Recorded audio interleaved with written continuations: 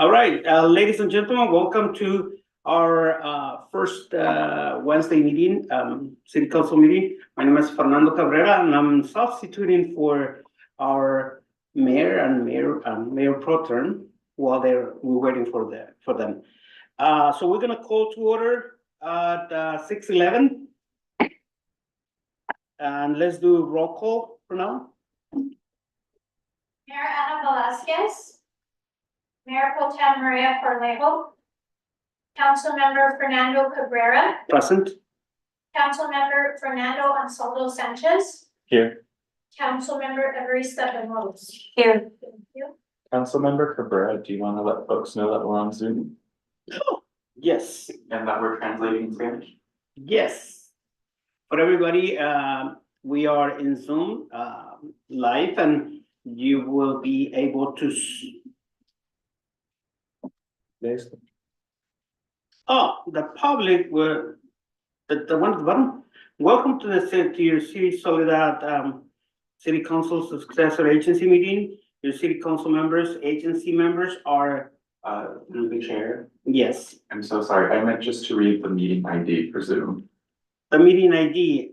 Yes, the meeting ID is Soledad, City of Soledad.zoom.us /J/85 200499268. Or call. Then we did a roll call. Or call. All call 1-669-900-6833 and use the meeting ID 852-0049-4268. 9268. And we're gonna stop right there because we have our mayor.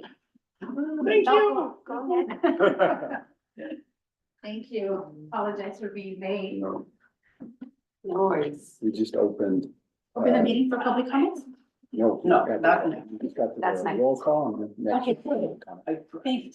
Thank you so much. So we'll move on then to public comments for closed session items. So at this time, we have one closed session item. The city council will recess to closed session item pursuant to government code section 5495.68 to give instructions to the city's negotiator concerning the sale, exchange, lease of property located at 990 Los Coches Road. Assessor parcel number 022-291-010-000. Instructions include price and terms of payment. So at this time, do we have any members of the public that wish to make a comment on closed session item number 1? Please note you do have 3 minutes. So those that are joining us, anyone that's joining us here in our chambers? Okay, see none, then can we take it out to those that are joining us via Zoom? Okay, so see none, then we will close we'll close the public comment and we will recess to close session, and we'll be back at 6:30 for our regular start of our meeting. Thank you.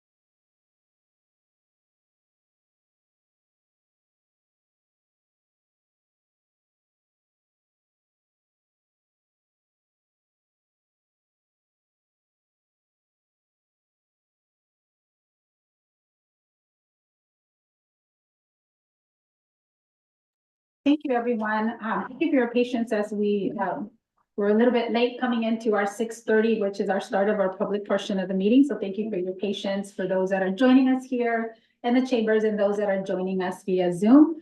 So we are coming out of our closed session. So we're reconvening now in our report out. I'll turn it over to our city attorney to report out on item 1 of our closed session for today. The only thing I have to report is that the city council conferred with the city's negotiator, who was the city manager in this particular case regarding the identified parcel of property.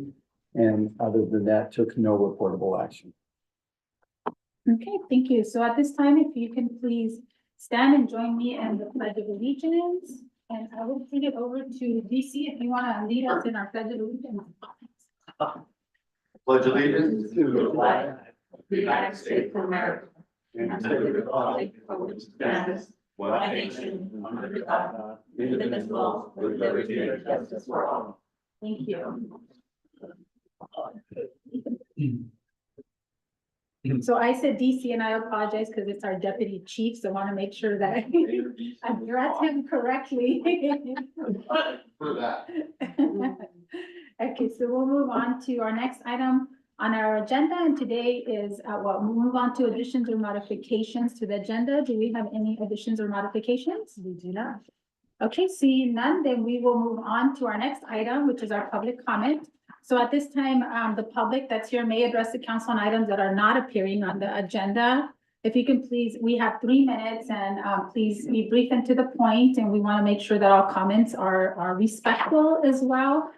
So at this point, before we go into the public comment portion of those that are joining us here in our chambers, do we have any public comments that came in for today's meeting? No? Okay, seeing none, then I'll start with the public comments for those that are here in our chambers. Okay, if you can come into the podium. Si puede venir al frente.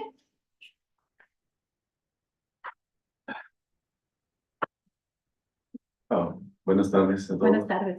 Mi nombre es Ramón Moreno. Pertenezco a un grupo de vecinos de la calle Rubión Circo de esta ciudad.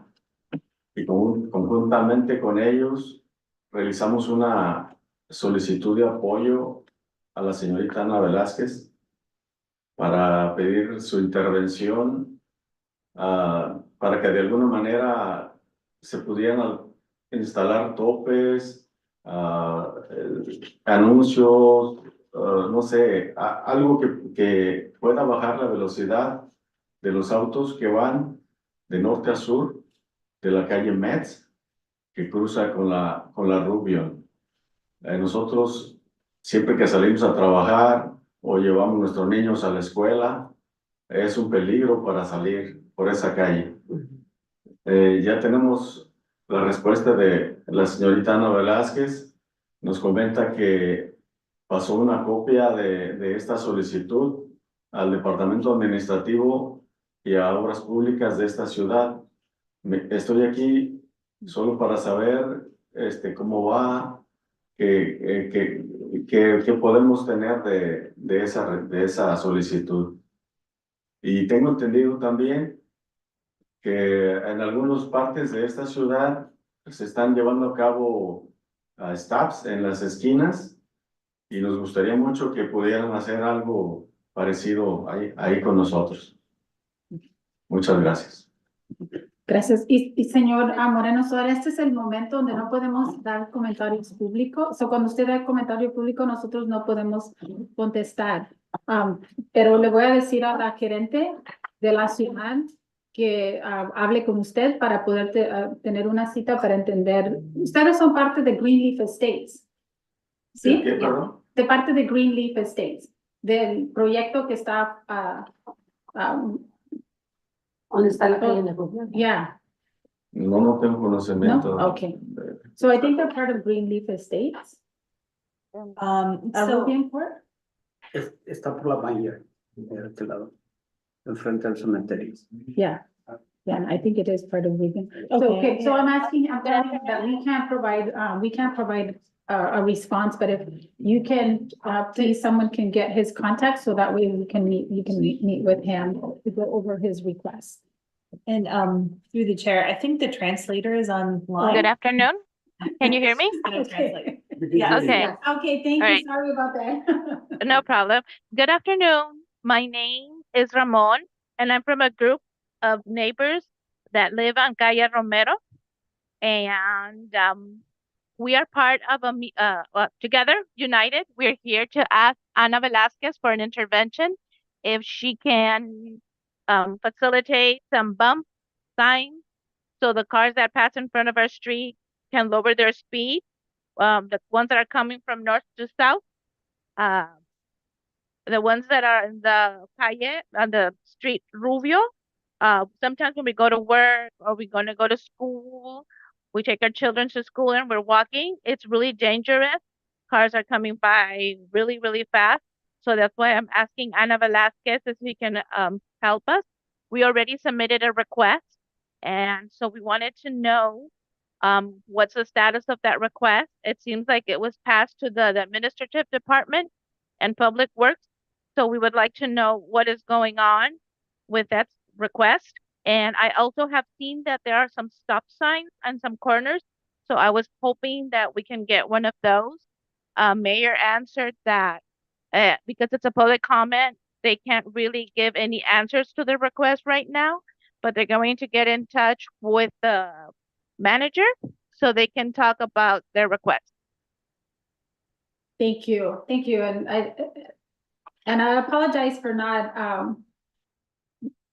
deferring to you for the translation, so thank you. Okay, so any other comments, any other public comments at this time from those that are joining us here in the chambers? Okay, seeing none, then we will take it out to those that are joining us via Zoom. And let me just make sure I could see our participants.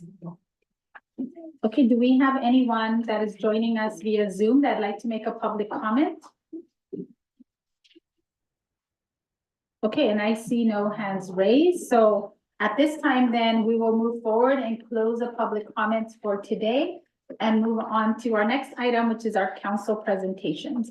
And for today, we have one council presentation, which is a proclamation of the City Council of the City of Soledad proclaiming the first Tuesday in August as National Night Out.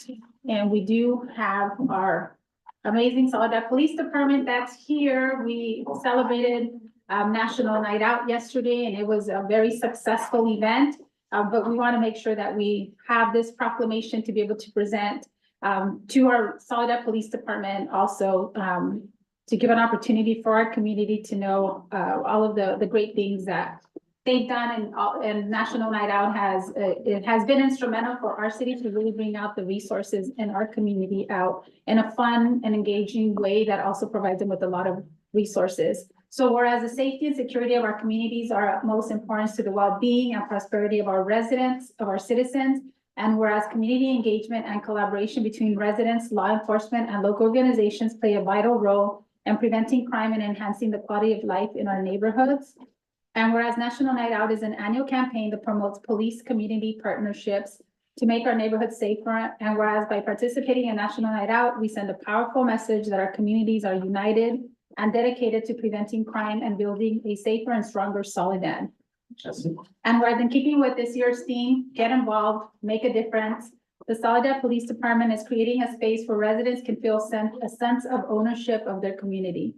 Now, therefore, the City Council of the City of Soledad does hereby proclaim the first Tuesday in August as National Night Out in the City of Soledad, and all community members are encouraged to continue to engage with the police department. So the event was hosted yesterday and it was really successful. So on behalf of the Soledad City Council, we want to say congratulations. We want to be able to present this certificate to our police department that are here. So let's go.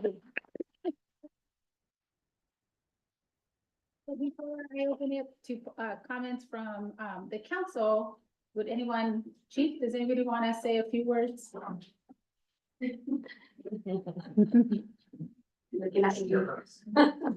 Actually, we twist this finger around. National, it was a great event. We always have community engagement, ice cream, popcorn, the whole bit, helicopter flying down. Our victim advocate, Caitlin, was hugely instrumental in this thing. If it wasn't for her, we couldn't have pulled it off like we did. And it was just a great event. It was fun. We love going out there connecting with, folks in the community, and they look like they like connecting with us as well. So it was a good event, and these guys pulled it off. It was great. Thank you, Chief. So let me open it up for the council. Any comments? And I'll start with Councilwoman Bañuelos. You guys do a great job, and being also part of the, being MC, it's so much fun. Because, it's an engagement with the community, and just like as you mentioned, Chief, bringing the community so that way they're able to be comfortable with our police, because, they're gonna police our community, but also engage with another. And I did see a few like that were sitting or by the doors. They were kind of hesitant. I'm like, no, come on, guys, come inside. So it was really nice. Though I wanted to hear more announcements because I didn't know about the helicopter. I missed the helicopter. A lot of people didn't hear the helicopter, but it was a good one. It was a really good. Yeah, come on, friend. No. Thank you. But I really enjoyed it, having dance, more participation for the dance people, but it's good. So I really enjoy myself. I always do. Thank you. Councilmember Anselmo Sanchez? Yeah, so thank you so much for putting on such a great event. I really enjoyed getting to hear all of our resources that are available for different areas around the county. I thought that was something that was really great.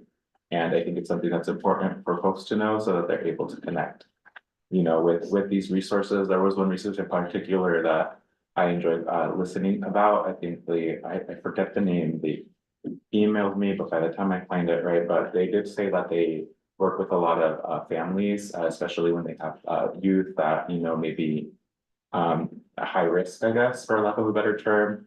So they do intervention things. I think that's really great. And they're opening one sort of like a workshop series or resource series about families that have LGBTQ plus youth. And I think that's something that's really important, especially now. So that was really great to hear. And then just being able to meet more folks, I've been here for, I want to say now 4 months. So it's really nice to continue to see the community and see them engaged with not only with our police department, but everyone else that was also there. So thank you so much. Thank you. Councilmember Cabrera? I was not able to go. I'm sorry. I apologize for that.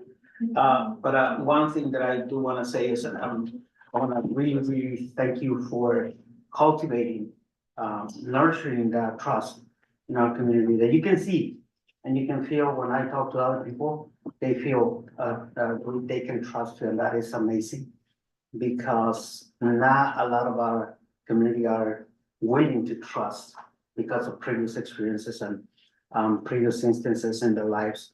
But you guys are cultivating that trust. I want to thank you very much for that. Yeah, thank you, Councilmember Cabrera. Yeah, and for me, I just want to say thank you. I worked, like I've said before, I'm a public servant and I worked with the city of Salinas for over 20 years. And when I started working with the city, my job was to do community engagement and working a lot with the police department at that time. And then being able to see that the trust in the community that is built between law enforcement and our residents is really critical. It's really critical to be able to have a good quality of life for our residents. So I know for me, community policing was something that I truly believed in. I mean, there was a lot of data, there's a lot of information that supports the importance of community policing strategies with residents, especially in communities like ours. So I just want to say that since, I've been here in my position as counsel, that I've really seen that community policing just increase year after year after year. And our police officers that are hired are just amazing. I mean, many of them have very great connections to our community, understand our community. Cultural competence is really important. So I just want to say thank you for everything that you've done for our community, and just having the amount of agencies that were there yesterday was pretty impressive. And shout out to Caitlin. I know she's been doing an amazing job. But also I think, for us, we always talk about the lack of resources coming to South County.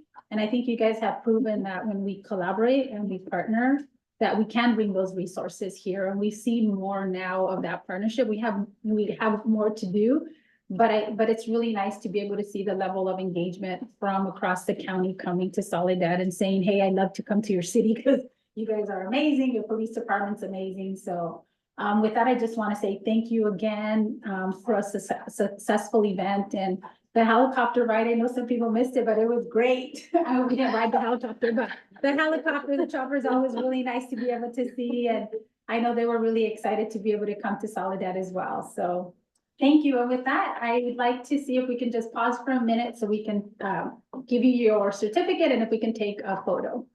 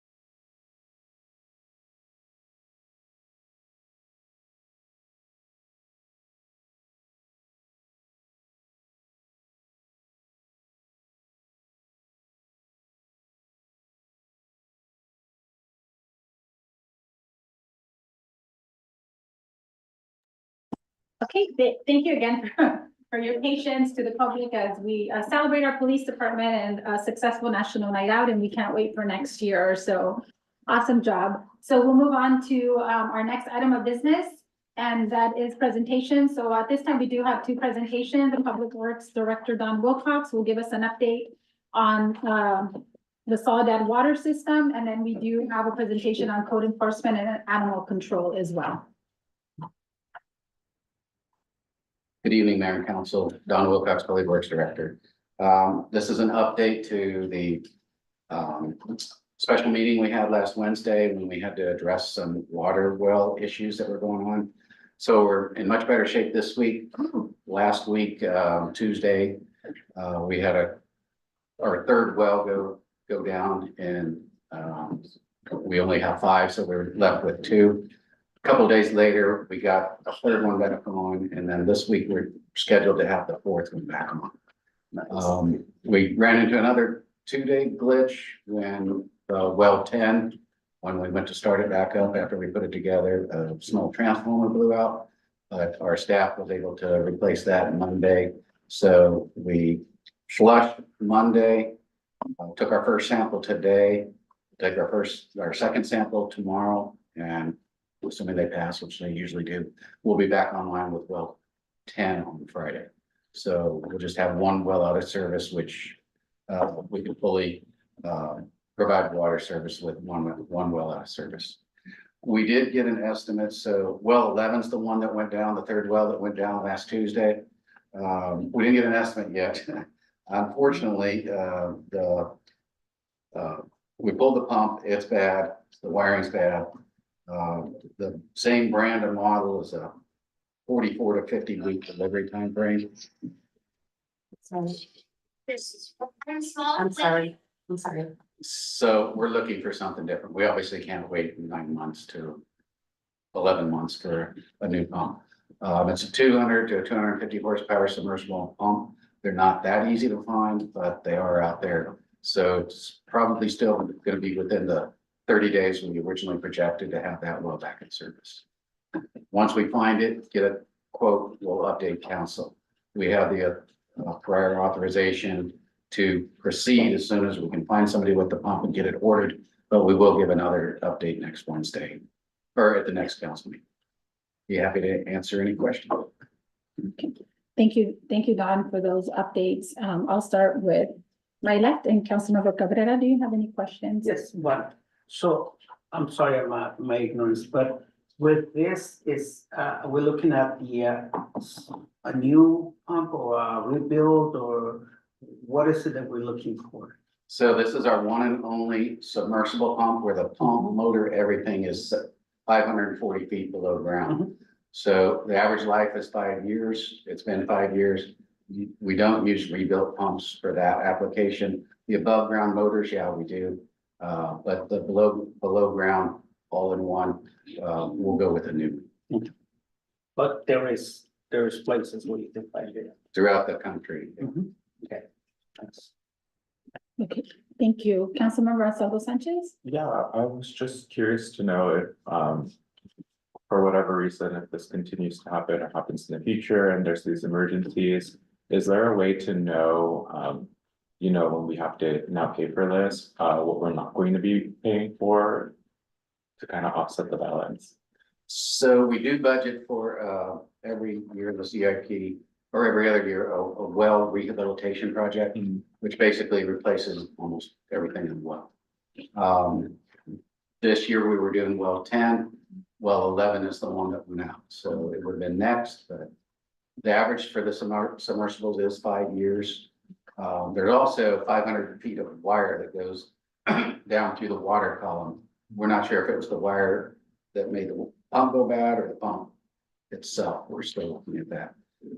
One option that I will be bringing when we find a pump, the pump itself is between $30,000 and $50,000. We may want to consider having a spare. So if it goes down, it's just a matter of pulling the old one out. Within days, we're gonna have to do it back in, and then after assembly. So within a week or two, we could be back up and running. We'll see how long it takes to get the new one. If it is more than a month, we might want to consider having a spare on the shelf. And then, so we would be able to, when that happens, know like, if it's above what we budgeted or what we would kind of offset the cost as well. That was more my question. We need to budget sufficient for worst case scenario. Okay, Councilwoman Benoist? They asked the questions I was gonna ask, but just to be transparent, because I know that there was a few comments, when I was hearing from the community. So that way, Don, if you can explain, and then so that way they can hear this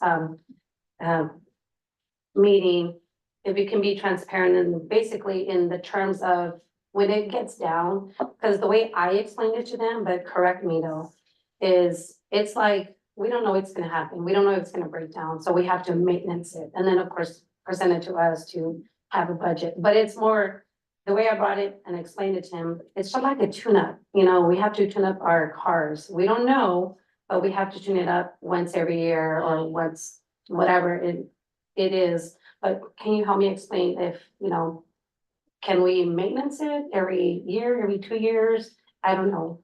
Because that was that concern, like, the city's asking to conserve water, it's just, the worriness, Sure. you know. So a well is kind of like a car battery.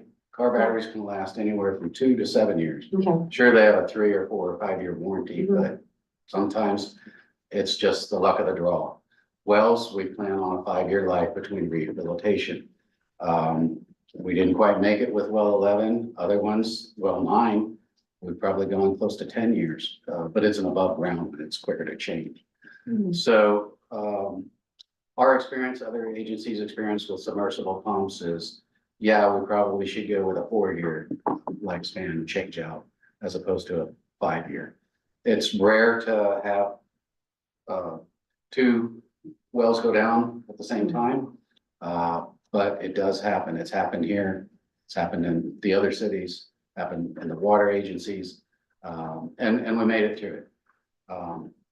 Our tanks were kept mostly full, so the community probably didn't even realize any difference in service. It's just, we don't have that 2 extra levels of redundancy if all our wells are in service. We're fine with 1 well as a service. 2 we can do okay with, but the main thing is we'll have 4 wells in service in our busiest 2 months, which is middle of August to middle of October. Oh, thank you. Thanks Yes. for the question. So going back to the getting 2 instead of 1. I have 2 questions. The first one is there significant changes in the pump during those 5 years? Let's say that we buy 1 today, in 5 years, they're gonna come up with something new, something better. And if so, can we hold on and just buy the replace for years, in 4 years, so that we are prepared in case it blows out or gets stopped and we can just exchange? So that's a very good point, because yes, energy efficiency of these large 250 horsepower pumps goes up almost every year. Better models, better technology. So that is a consideration when we talk about buying a second. There is an option with the non-submersibles, and we're looking into it if it's an option with the submersible, is have the old one rebuilt and have that on standby. I don't believe, it's hard to find somebody that will rebuild it, and then if it's gonna be reliable, because as we mentioned before, we prefer new pumps in this situation. But that might be our best option if it's available. It might take a few months to have it rebuilt, but, and then we could have that on the shelf for a much lower cost. And then it wouldn't be sacrificing efficiency when it's time to replace it permanently again. Thank you. Yeah, thank you, Don. So I just kind of wanted to clarify a couple of things as well. And, you know, I know last week was really busy, and so I know there was a lot going on. But just to Councilwoman Banuelos's point in terms of transparency and clarity, because I know that, you know, I was trying to do my best when I was interviewed also with KSPW, making sure that I understood what the process was, what we did, what we didn't do, why we did it. And understanding also about our water contingency plan, and it doesn't give us a process for us to be able to deal with emergencies having to do with water.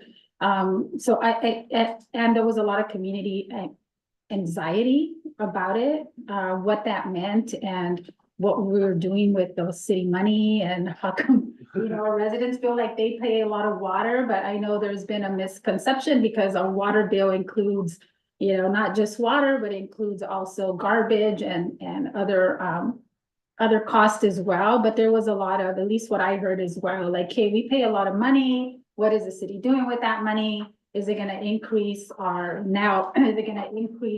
water bill? We already pay over 100. So, you know, a lot of these concerns that came about from the community. And I think for me, you know, just the emergency declaration and coming out and just being cautious about it, because I know when we had COVID, we had, you know, that was a state of emergency, right? And we had to declare an emergency, and I think there was a lot of anxiety, and emergencies always cause anxiety to our public. So wanting to make sure we kind of really figure that out before whatever is communicated to the community. So we avoid a lot of that unanticipated anxiety from our community and from us, right? To be able to figure out what we need to do, and just being, and I know we talked about it before, but just being advanced notification for the council. So we're prepared and we're able to clearly understand like what happened, you know, what is the issue?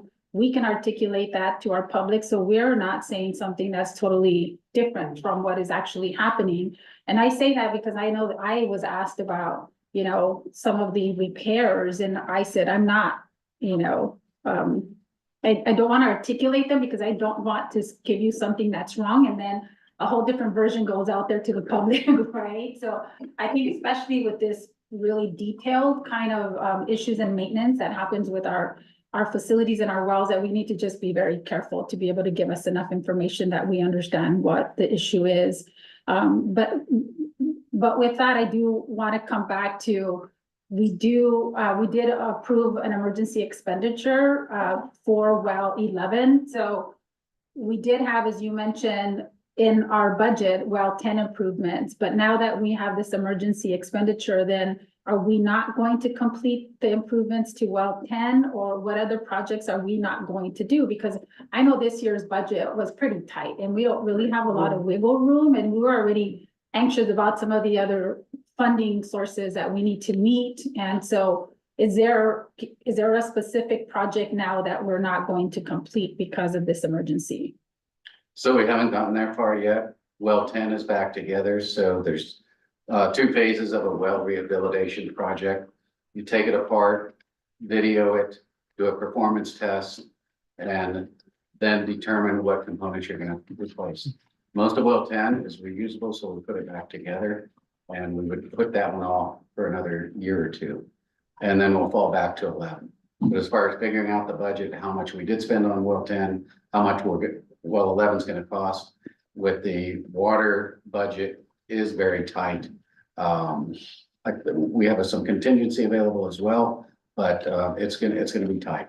We're likely gonna have to cut other projects. Okay, yeah, thank you. And I think once we have that analysis, I think it's important for us to understand that, because we did approve a budget, and understanding that when these things happen, that there is something that's not gonna get done. And I think it's important for the council to be able to understand what those projects are.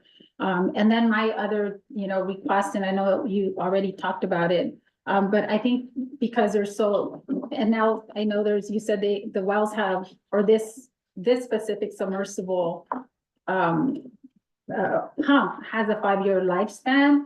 So I think for me, I want to make sure that we have an analysis on the wells and what we've done in the past 10 years, whether it's been planned maintenance, or has it been emergencies, right? So we can clearly see, I know you talked about it last Wednesday, that the last emergency we had was, I believe, in 2014, right? And there was 2 or 3 other ones prior to that. So I think for us, it's important to be able to look at, what has been an emergency and what has been a planned maintenance, and do we have a maintenance plan? Because it seems like, these wells, once something happens to them, the escalation of the amount of money that's needed to get them fixed is pretty, I don't know which one it was, but we're up to $1 million and it was just one thing after another. So I think it'd be really important for us to be able to have an analysis of that. So, and then also you included different alternatives and options, so we can see,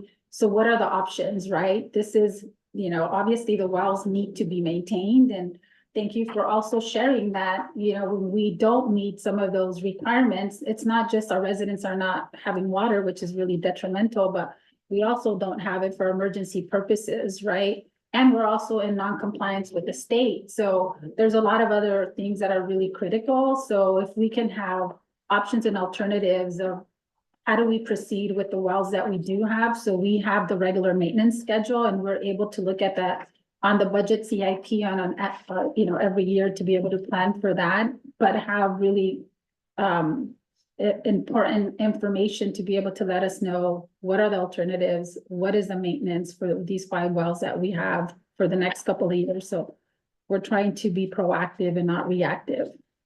So it is a balancing act between rates and proactivity. So if you have just wait till things break and then fix them, that's almost the least expensive route, because you can get maybe more life out of it than if you were proactive and replaced it at 5 years. We're probably going to have to be more proactive than we have, which is going to be more expensive. So our error is in being a little bit too frugal and trying to get too much life out of things to hold the water rates down as best we can. As you mentioned, when we do an assessment, the recommendations are likely going to come back that we do more frequent well rehabilitations, which is going to be more expensive, but that's the balance council will have to advise us on. Yeah. It'll cost a little bit more, but it's more reliable. Yeah, and thank you, because I think at the end of the day, we also have to contend with letting the residents know we don't ever want them to run out of water, right? And so I think if we have a planned maintenance, and we can also look at, well, what are the rate increases? Because like I shared with you, I heard, hey, you're gonna increase our rates already. We're like, no, that's not gonna happen because of this. But that is a notion, right? And if we look at, hey, this is a maintenance plan, but over this 10-year span, we have to, here's a maintenance plan and what we need to do for each of the wells so we don't get into these predicaments. Then, you know, if there's additional requests for rate increases, then we have to look at that. And and that the whole Prop 218 process that we have to undergo. But I think that's important for us to know. So it's not reactive, but it is proactive. And Soledad does have one of the lowest water rates in the whole state. So we probably do need to take a look at that and fund a more proactive maintenance program. And through the chair, in digging into the water rates, we probably are not keeping up with our operational and maintenance costs. So I think we are going to be initiating a rate study, and I think part of that is looking at reliability and making sure that we have a plan of action that, as Don stated, is more proactive. And then you will have some options or choices in that. Once we do the study, then, you know, you have the opportunity to kind of look through the projects, the project list, because the rate study is not just operations, but it also includes its own CIP plan. So you'll be able to make some recommendations and decisions on what is included in that rate study. So that is something. Comment on that as well. For the rate study, once that's given and it's brought forward to us, I'm really curious to see if there's any way that we can maybe have something that, like a, lack of a better term, like a coupon service or something, because we have a lot of folks that leave, especially in the winter, to go back to, home countries and stuff like that. And I've heard a lot from them that they feel like the rates are similar, even if they're gone for like an entire month. So I kind of want to see on top of a rate study, I would want to see any options that we can have for those folks as well, because I think that's a concern. Yeah, we can take a look at it. There's some service costs that are, a base no matter what, because they're not, but then there's a charge for How much is used. Yeah, so, and maybe, it seems to me that we need to work on doing more education so people understand what's involved in operating a water and sewer system. And through the chair. Yeah. Part of that is also because most residents don't understand when it comes to maintenance. It's not, when you do maintenance to pumps, it's not like you can just remove the filter and change it. Right. Especially with submersible, you have to pull the whole thing 500, 500 feet, or no, 500. 540. 540 feet, so you have to pull that, but to pull that, you have to shut down the pump, so there's no water. So there's a lot of things that us and the residents must understand, that it's not just a change of oil. It implies a lot of work for both outside, for the pumps outside and for the submersible. So there is a lot of work that has to be done, and that work also costs money. So sometimes letting the pump go through the whole life is cheaper than doing maintenance every year. So when it comes to that, and when it comes to charging, the way that I can think of is I was watching this video of a person that had studied a karate class, and one child said, and there's $30 only because I only come in 3 days, but your class is 5 days, so you still have to pay for the 5 days even if you miss 2 days. And that is the thing, it's a range. You will get charged for this much for this service, plus if you pass the use. So we have to educate our people in how maintenance is done to this pumps, and how much costly it will be for us to do maintenance every year. And the tanks as well, we have 4 1 million gallon tanks, we have Yes. to drain, clean, paint. Very clean, that means at least if we do once every week, that means one pump off. for one. The Prop 218 process really guides us through the educational outreach and justification, decision trees, Everything things like has to that. be documented. Yeah, so with that, I want to make sure that that doesn't, I mean, I know that we're not in an emergency anymore, but I want to make sure that this analysis does come back and it is a thorough analysis of where we're at, so we can start planning, you know, what is that, what is the fundings, what is the maintenance that's required, what's the plan, what are the alternatives, what is the cost? And then obviously, as you said, the Prop 218 has an educational component, but I think also for us is starting to do some of that education and outreach to our public, because they don't, most of, you know, us, and even including ourselves, right? Don't understand all of the different, I mean, I didn't even know that we had one submersible well and the other ones are not, right? So Right. I think just making sure that there's enough education and that we add that component, so our residents know before we do any rate increases, that they'll already know what, you know, the maintenance plan and the cost of those. And Quick story on the submersible. Originally, it was above ground, but it's between two houses and the noise was an issue. So we had to convert it to below ground. Oh, okay, so because we wanted to make sure that we address the residents' concerns. Yeah. Oh, that's good to know, because I think that's history for us to be able to say, this is the reason why The developer thought it wouldn't be that noisy, but after they put it in, the houses Yeah. adjacent thought it was. So, council, thank you for this. So we'll have an opportunity to come back and do more once we have more of the, and it's, once we have that analysis, I think we'll have another opportunity to have a discussion in terms of what do we need, where do we go from here? You know, our It'd be nice budget. to do a workshop as opposed to just a quick council presentation. Yeah, that would be good. So we can plan for that. So unless there's another pressing question that's different. No, I mean, just a comment and just kind of be transparent because, you know, we don't understand it. But just kind of relate like in a daily life, like, you know, if someone's trying to maintenance or trying to remodel their house, they have to do some type of drainage, kind of like just being transparent with the community, because that's what I want to do with them is, you know, hey, you work on your house, you know, what do you have to do with it, you know, changing drainage? What is your process? So that's kind of like this, but in a bigger picture of what we have to do with the wells. And the workshops are great too, so. Well, just a good fact sheet, Yeah. something simple. Yeah. So, Yeah. yeah. Okay, well, thank you for that. And so we'll wait for that analysis and we'll make sure that we work with Megan to have a timeline of when that gets done so we can start preparing for that. We have a lot more interest in our water system than our sewer system, so that's good too, that the public's interested. Yeah, 'cause we don't want to run out of water. That's A little bit leaks in here. water. Yeah. Yeah, okay, so.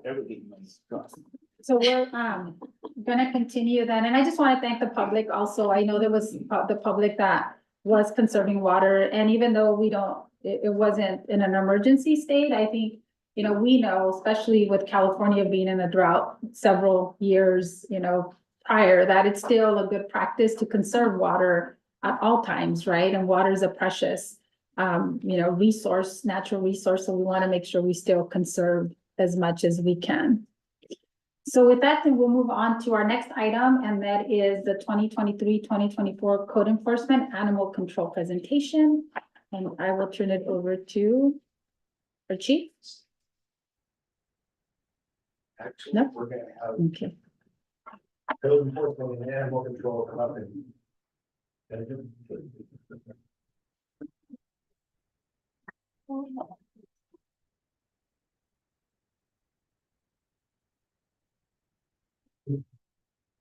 So, you know, can we just, I know Councilmember Ansaldo Sanchez, had requested the presentation as well on code enforcement, so can we just wait for a few minutes? Oh, here he comes. Okay, perfect.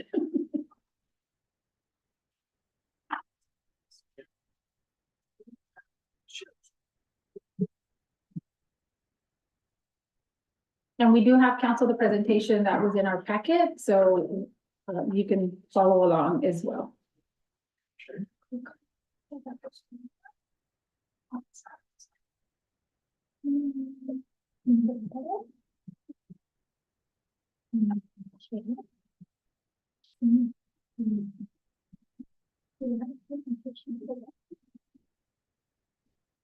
Yeah,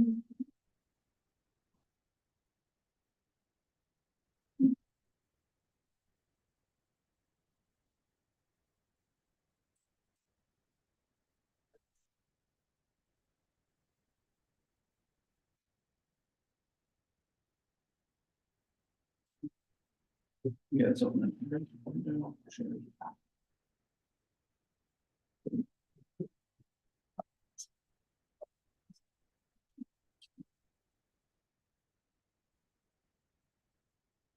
So we're ready? Apologize for the technical It's okay.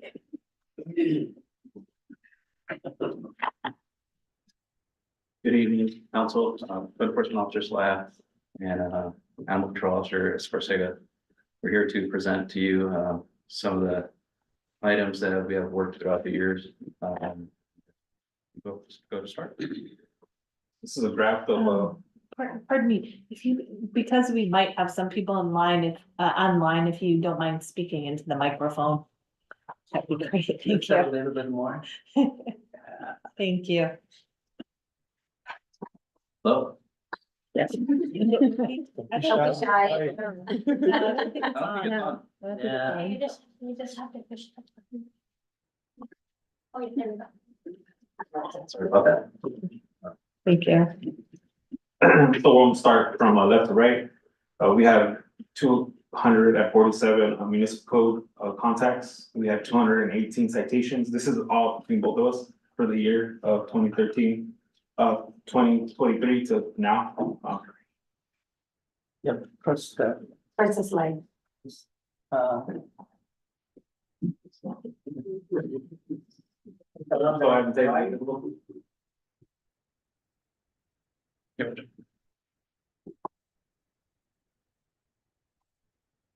Yeah, maybe we need a clicker.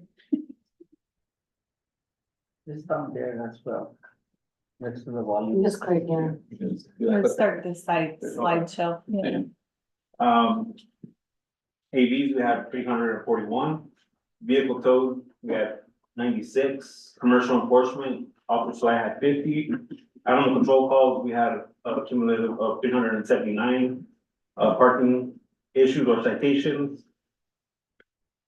I go with more issues, 173. And it'll, Yeah, show that up. one. There we go, and then you can just. Oh, Yeah. yeah. It's not. He's got, you don't have the that version of Zoom, just have, you just join. You're gonna have to do it the way that I just set it up, hit escape again, Okay. exactly like that. Just- Okay, transports for the SPCA, we had 139, and coast patrols. Our productivity when we go out and try to look for something, we had 765. Flyers and go to the next slide. So some of my duties as a code enforcement officer is prevent, detect, investigate, and enforce violations of codes, laws and regulations that protect public health and safety welfare of the citizens of Soledad. Some of these include responding to citizens' complaints and inspect properties, for state and local laws. Of course, some of these cases I do work hand in hand with building department. And I'm gonna go ahead and present to you guys now a couple of cases that I've dealt with in the city. This case, for example, is a boarding case that I had. Most of these are gonna be before and after pictures that I'm gonna present to you. Good. As you can see, is some of these pictures are just a clutter and a mess of everything. Some of these cases are really hazardous as just going in and walking in there is very dangerous. So we gotta make sure, you know, we're suited up and ready to go in there because God knows what you come across in these cases. I don't see this sharing up here. Just click on that again, at the one, the bottom. And then enter. No, that one. Okay, next slide. No, you just added one. Yeah. Okay, Yeah. so that's before and after. Of course, this case was one of my first ones that I dealt with, and it was very interesting to see it once it got cleared up. But as you saw previous pictures, it was just way different than what it is now. Vehicle abatement, we, as the city of Soledad, we're a part of a program that's run by the California Department of California Highway Patrol. It's a vehicle abatement program. The program is designated to provide guidance to continue to wish, develop, and administrate AV authorities. This vehicle program is to recognize as means is to remove abandoned vehicles that create public nuisance and a health safety hazard.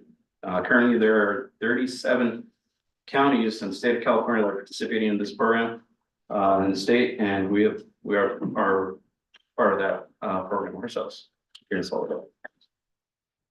Basically, junk all these vehicles that we see. Homeless academy cleanups. This is near the train tracks. We have our issues with our homeless that just pretty much go along anywhere in the train tracks and set up shop and get to live there and create a mess. I work along also with the Union Pacific Police Department.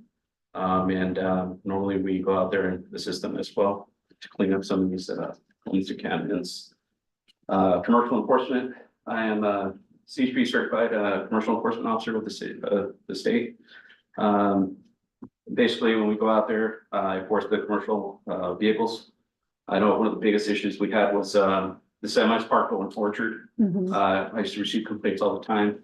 The good thing, we changed the truck route and hopefully we can make a change now. Some of the things I look out there when I'm out there enforcing unsafe conditions, being off the truck route, it's an important one.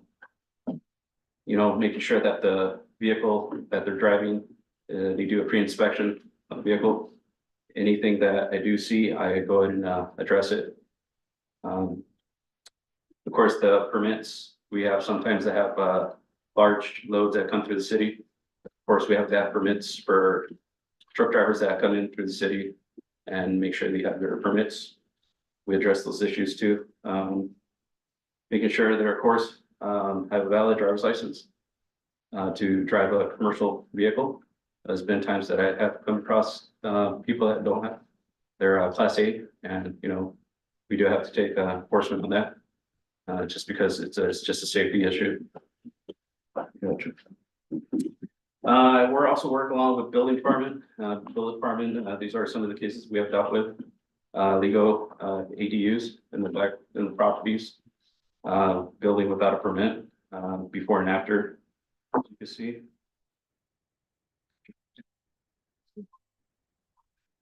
So my animal control duties vary throughout the day. We report to animal calls for service, stray animals, animal bites, barking complaints, pick up deceased animals on the roadway. Farm animals within city limits are not allowed, so we go and contact them, give them ample time to get rid of them. If not, they are cited. We transport to the SPCA. This is where takes up most of my time when I go to the SPCA. It takes about 2.5 to almost 3 hours, or depending on traffic. I investigate animal cruelty cases or breeding cases. We issue dog licenses. We conduct code patrols throughout the city for industry animals. Assist code enforcement with abandoned vehicles, parking enforcement, citation sign-offs, and other duties as assigned by my command staff. Other information, the city does pay per animal that I transport to the SPCA $175 per day for 5 days.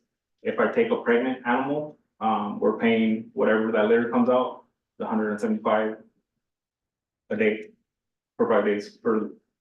If the cat has 5 in the litter, we're paying for all 5, 170 for those 5 days.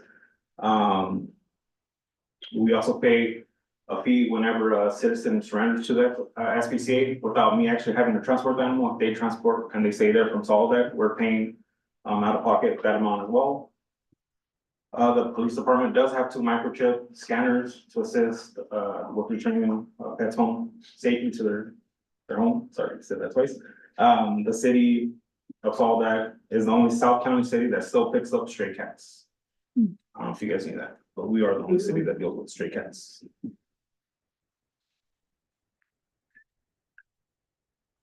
So next steps would be educating our community. Citizens could contact the non-emergency dispatch number. It's the fastest way to get in contact with us. It comes in a queue, like if you were to go to the meat department and pull off a sticker, that's how it comes out on our queue. We have to clear our calls before we go home. So that's the best way to get in contact with us. Not only can you call the non-emergency dispatch number, but now we have an online reporting system, works the same way. Dispatch communicates with them online, and it comes out in our queue to the next call that we're gonna go to. Educating on my end for the, through our Facebook website, we're gonna do, little news, bulletins.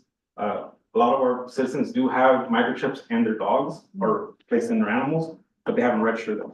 So I could scan them. I get the report that it was either done at Los Coches, when we had Los Coches, or at the SPCH, but I have no owner information. So sadly, if nobody claims that dog within a day, I have to transport to the SPCA, or that cat, I have to transport them to the SPCA. We also do community service events. The wall that was behind Tiburon, on Mets, we had the Explorer program and the JV varsity football team come out, and they painted that wall all the way up towards all the way toward the end of the vineyards.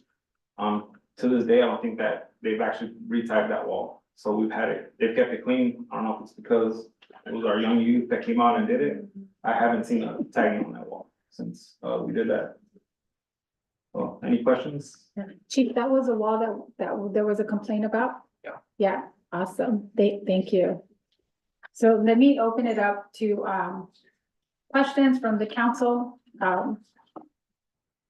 And then we'll move on. So I will start with Councilwoman Venegas. Okay, question. Can you tell me what does ABA mean? Abandoned vehicle? Abandoned vehicle? And then can you explain to me what a close patrol So is? close patrol is when we saturate an area for 10, 15, 20 minutes, whatever so in a neighborhood. So for example, Summerfield and Orchard, the streets that connect, so Delgado, trying to think, Robledo. We stay in that area for a while, looking for something, for an abandoned vehicle, stray animal, any type of disturbance, we're in the area, and that's what close patrol is. And then one last one, on the hoarding cases, what's the usual turnaround? What do you give them as a time frame For you, like to do their cleanup? So hoarding Hoarding, cases, yeah. it's sometimes, it depends on the case situation. Not every case is gonna be the same, they're all different. Some people could address it immediately, the moment I make contact with them. There's some people that don't have money and I have to work with them. And so it's a long process, it's just not something that we could do within like a week or two. There's some cases you can, but there's also cases that takes about months just to pay the process, or years. Wow, Yeah. okay.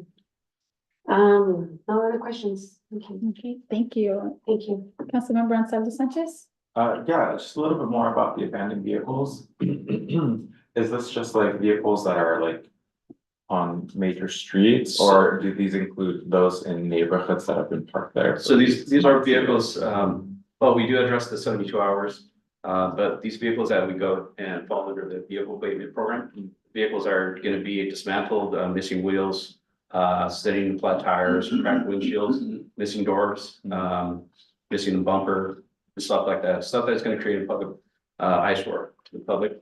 So we want to address those issues and get them off the property, or sometimes we'll just have the owner cover them up, just keep them away from public view. And then this is just only if they're parked on the street, right, not in the driveway? Driveway to private property, yes. Okay, cool. Yes. That's good The to AV program, Uh-huh. you can actually go onto someone's property, especially if it's causing a health hazard, rats, mice, something in the vehicle that's affecting the neighborhood, you can actually do an inspection warrant, go on the property and evict the vehicle out. Awesome, thank you. I have another question. So with citations come fees, right? What are these fees used for? The fees, what Like, when you collect fees, where does it go? that's something. So the ADA program, the fees that we get back, they help us outfit our CSO vehicles, the equipment we need to do this stuff, printers, computers, all that stuff. So it comes back, state and county take their portion of all that, but ours comes back specifically for the use of this unit and the tools that they need. And then for citations for everything else, same thing? Like parking citation? Traffic citations are different, those go, yeah, that's all separate. Okay, cool. ABA is just, those funds come back for that unit. Awesome. And then another question I have is, I know that, there's a lot of empty lots around town. And I know folks own those lots and come filled with trash.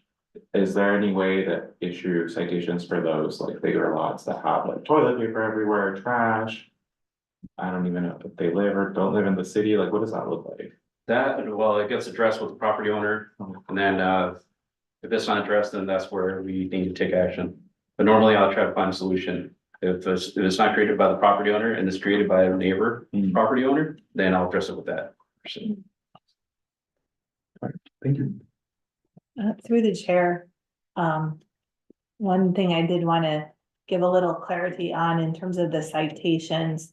A lot of the citations are running through the traffic court and we do not get those funding. So if you look at the citations that we give, which citations are a lower, it's the first thing is a warning. We try to work with the individual, but the city really retains a very little amount of that citation money. So it's more about, protecting the city and blight elimination and so forth, but it's not a funding stream. I wish it were, but. Thank you, Megan. Councilmember Gonzalo Sanchez, are you done with your questions? Yes. Okay. Councilmember Cabrera? No questions. Okay, yeah, thank you. So I want to say thank you. Thank you for the work that you do. I know obviously, both functions are critical and not always, fun. And, complaints obviously with our residents, right? Whether you cite the vehicle, whether, citations are issued, but I do have a couple of questions because I noticed, and thank you for giving us your data points in terms of citations, AVs, and then also closed patrol. So what is closed patrol again? What are the kind of things that we're dealing with in closed patrol? Closed patrol, we're saturating an area, looking for something. So we're either looking for an AVA, we're looking for a stray animal, or we're just providing an extra sense of security. Whether it's the animal control truck or whether it's a patrol vehicle, people see the decals on it, and even in the ACO truck, people make the stops longer than they normally would, because they think the ACO truck can pull some bill. In reality, they can't, but having us out there saturating the city is what we consider a close. Okay, so just like a presence. Yes. Okay. But that's when we also like to stop by and educate the public and let them know, hey, this is an issue, can we address it? And that's what we stop by and talk to them. Okay, great, thank you. And I know I have several questions and I'm gonna try to be fast. And I think I know we wanted a code enforcement presentation, but I think at some point I would ask for a workshop to be able to come and really talk about some of the functions of code enforcement. I know we discussed them in the past, but I get a lot of people that call me, send me emails, text me in regards to complaints, and I try to address as much as I can. I send to chief like, hey, how do they deal with this? And some of them citations, they have to go to traffic court once it's issued and whatnot. And I know that we have a complaint process, but I'm not sure how aware the community and the residents are about that and how many you actually get. I know the other thing that we did is now we have the It's Happening Soledad app. So I try to tell people that come to me is, hey, you know what, report it on the It's Happening in Soledad app because it's really easy to report. I reported stuff on there. But I don't know, like in terms of what's the best way for citizens to submit complaints? Is it our website? Is it the complaint form? Is it the It's Happening in Soledad app? And then I've also heard on the app is well, we're not getting a response. We've submitted it several times and nobody's responding. So I just wanted to make sure for the public so they understand, because I think those are the questions that I get the most in terms of code enforcement, animal control. We get them, I give them the number and I hope that they're calling, but so what's the best way and what is your, so once you answer that, then I also want to know, like, what is your current caseload? So the current caseload is high right now. But just keep in mind, sometimes we do get high priority calls. And those are the ones that we need to address as soon as possible. If it's a vehicle that's parked there for, 3, 2, 4 days, whatever it is, then that's not really a priority call. We will address that as soon as possible. We are relieved from our other areas and we'll go and address that. And it can normally take about a day or so. And so what is the best mechanism? So if I were to ask if the citizens, because they asked me, well, I'm submitting, how do I submit a complaint? What's the best? If it's a priority call, then yeah, I would recommend them to call the non-emergency dispatch number. Okay. If it's an emergency call, then obviously call 911. Other than that, I would go on the website and just make the file complaint. Okay, so file the complaint on the website, not necessarily the app.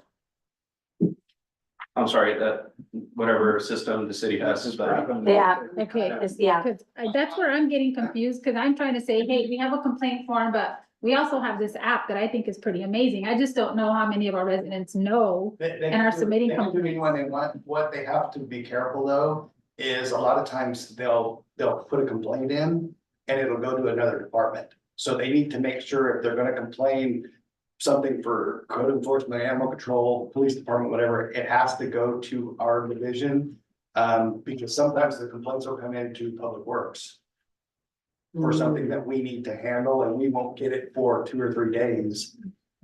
Especially if public works is off or somebody else is off. So they need to make sure if they're gonna put some kind of complaint in, they need to make sure that they put it in the right department. Because it has happened in the past. Something will come in and we won't get it for 3 or 4 days. And if it's a long vacation period or a holiday period, we won't get it for that entire period. And by the time we do get the complaint, it's long past.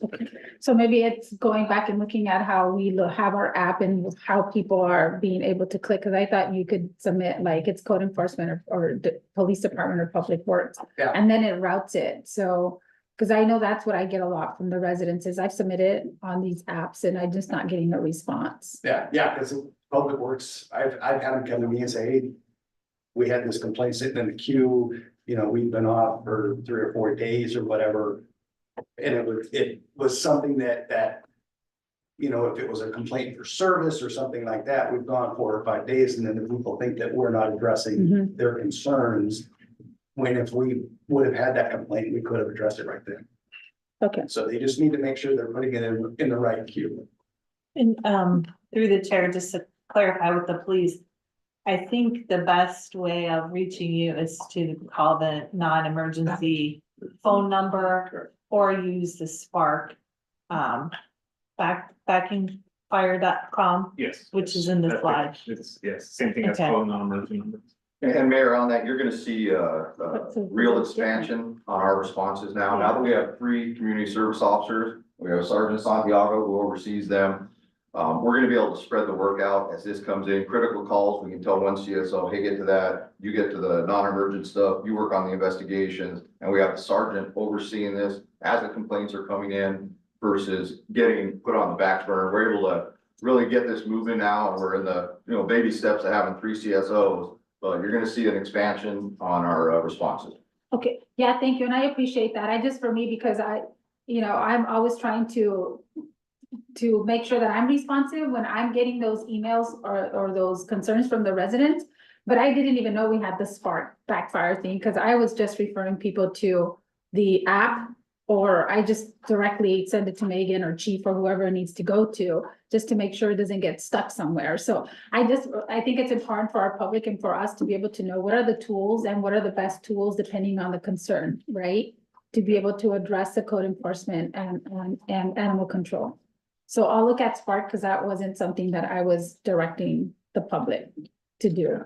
And through the chair, we can put together some social media, and also flyers and other things to get this information out to the public. So, yeah. Can I add a comment too? Okay, yeah, let me just finish with mine and then we can go back. So thank you for that. So the other question, and I know in review, and we're gonna have a report, we're looking at the housing element tonight, but I know that there was a lot of concerns in regards to unsafe housing violations. You addressed some of them, but what is the workload currently with that? Cause I know that there was a lot of discussion in the housing element about, we have we have undocumented folks in our city. There's concerns about unsafe living conditions. People don't report it because they're fearful. And then we have a lot of other stuff that I, unfortunately have seen of things that happen in some of these rentals. So do you guys have are residents calling you for some of those unsafe housing living Currently working conditions? on few. But like you said, Mayor, there are a lot of people that are afraid to call. They don't wanna put themselves in a situation. But I always tell people, hey, just give me a call, whatever the situations you come across, and so I could address them.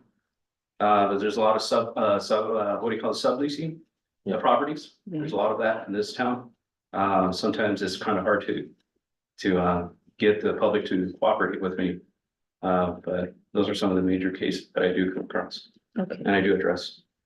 Yeah, thank you for that, because I know we spread you guys thin on a lot of stuff, but I know looking at the housing element and really addressing some of that egregiousness that happens and building that trust so people can report, right? Obviously, I know that if if they report, then they're not gonna have a house anymore. And but I really wanna make sure that we're addressing that, and how do we provide the tools and the resources for you guys to be able to do that, knowing that you guys have other administrative functions. So with that, the other thing that I see is that you guys are also issuing licenses, so the dog license. So can't that be an administrative function as part of not your function? Because you have to go out there, and you had mentioned when you're doing that, or when you have to transport an animal, you're there 3 to 4 hours, right? So can someone else besides you two provide those, issue those dog licenses? I just think that's more administrative than it is a function of code enforcement. It would be, and we have 3 of us now, or 3 of them, so it's good. One of the things having that in-house with us as a administrative tool, when we do have these violations and ongoing violations, they have it right in front of them. We don't have to request something from City Hall, because that's not always readily available, where somebody right in the PD can go in this system, who's licensed, who's not licensed, because you can only imagine how many people tell us, oh no, we've got the dog license, we got it, and they don't, and they're at large, they're biting. So one of those, it's a fairly simple function for them to operate, but we control it and we can see it when we need it, because we can pull it up in the field as well. Okay, well, thank you for that. I just think for me, it was like, it's more administrative. You guys have a lot of other functions, like, can that be transitioned? But I understand what you're saying. Maybe it's looking at what's more And we feasible. use that opportunity when we're issuing the license, they use that opportunity to educate the dog owner, animal owner right then and there, and it's just not, here's your license, we try and give the whole scope of everything, and it's kind of beneficial to both parties. Okay, thank you. And so why are we the only city to pick up stray cats? And how much does it cost us to be able to do that? So in the summer months, it's cat season. So it's mainly the pregnant cats that will take up to the SPCA. So it depends on the litter they're having. It's gonna be the cost to the city. But also,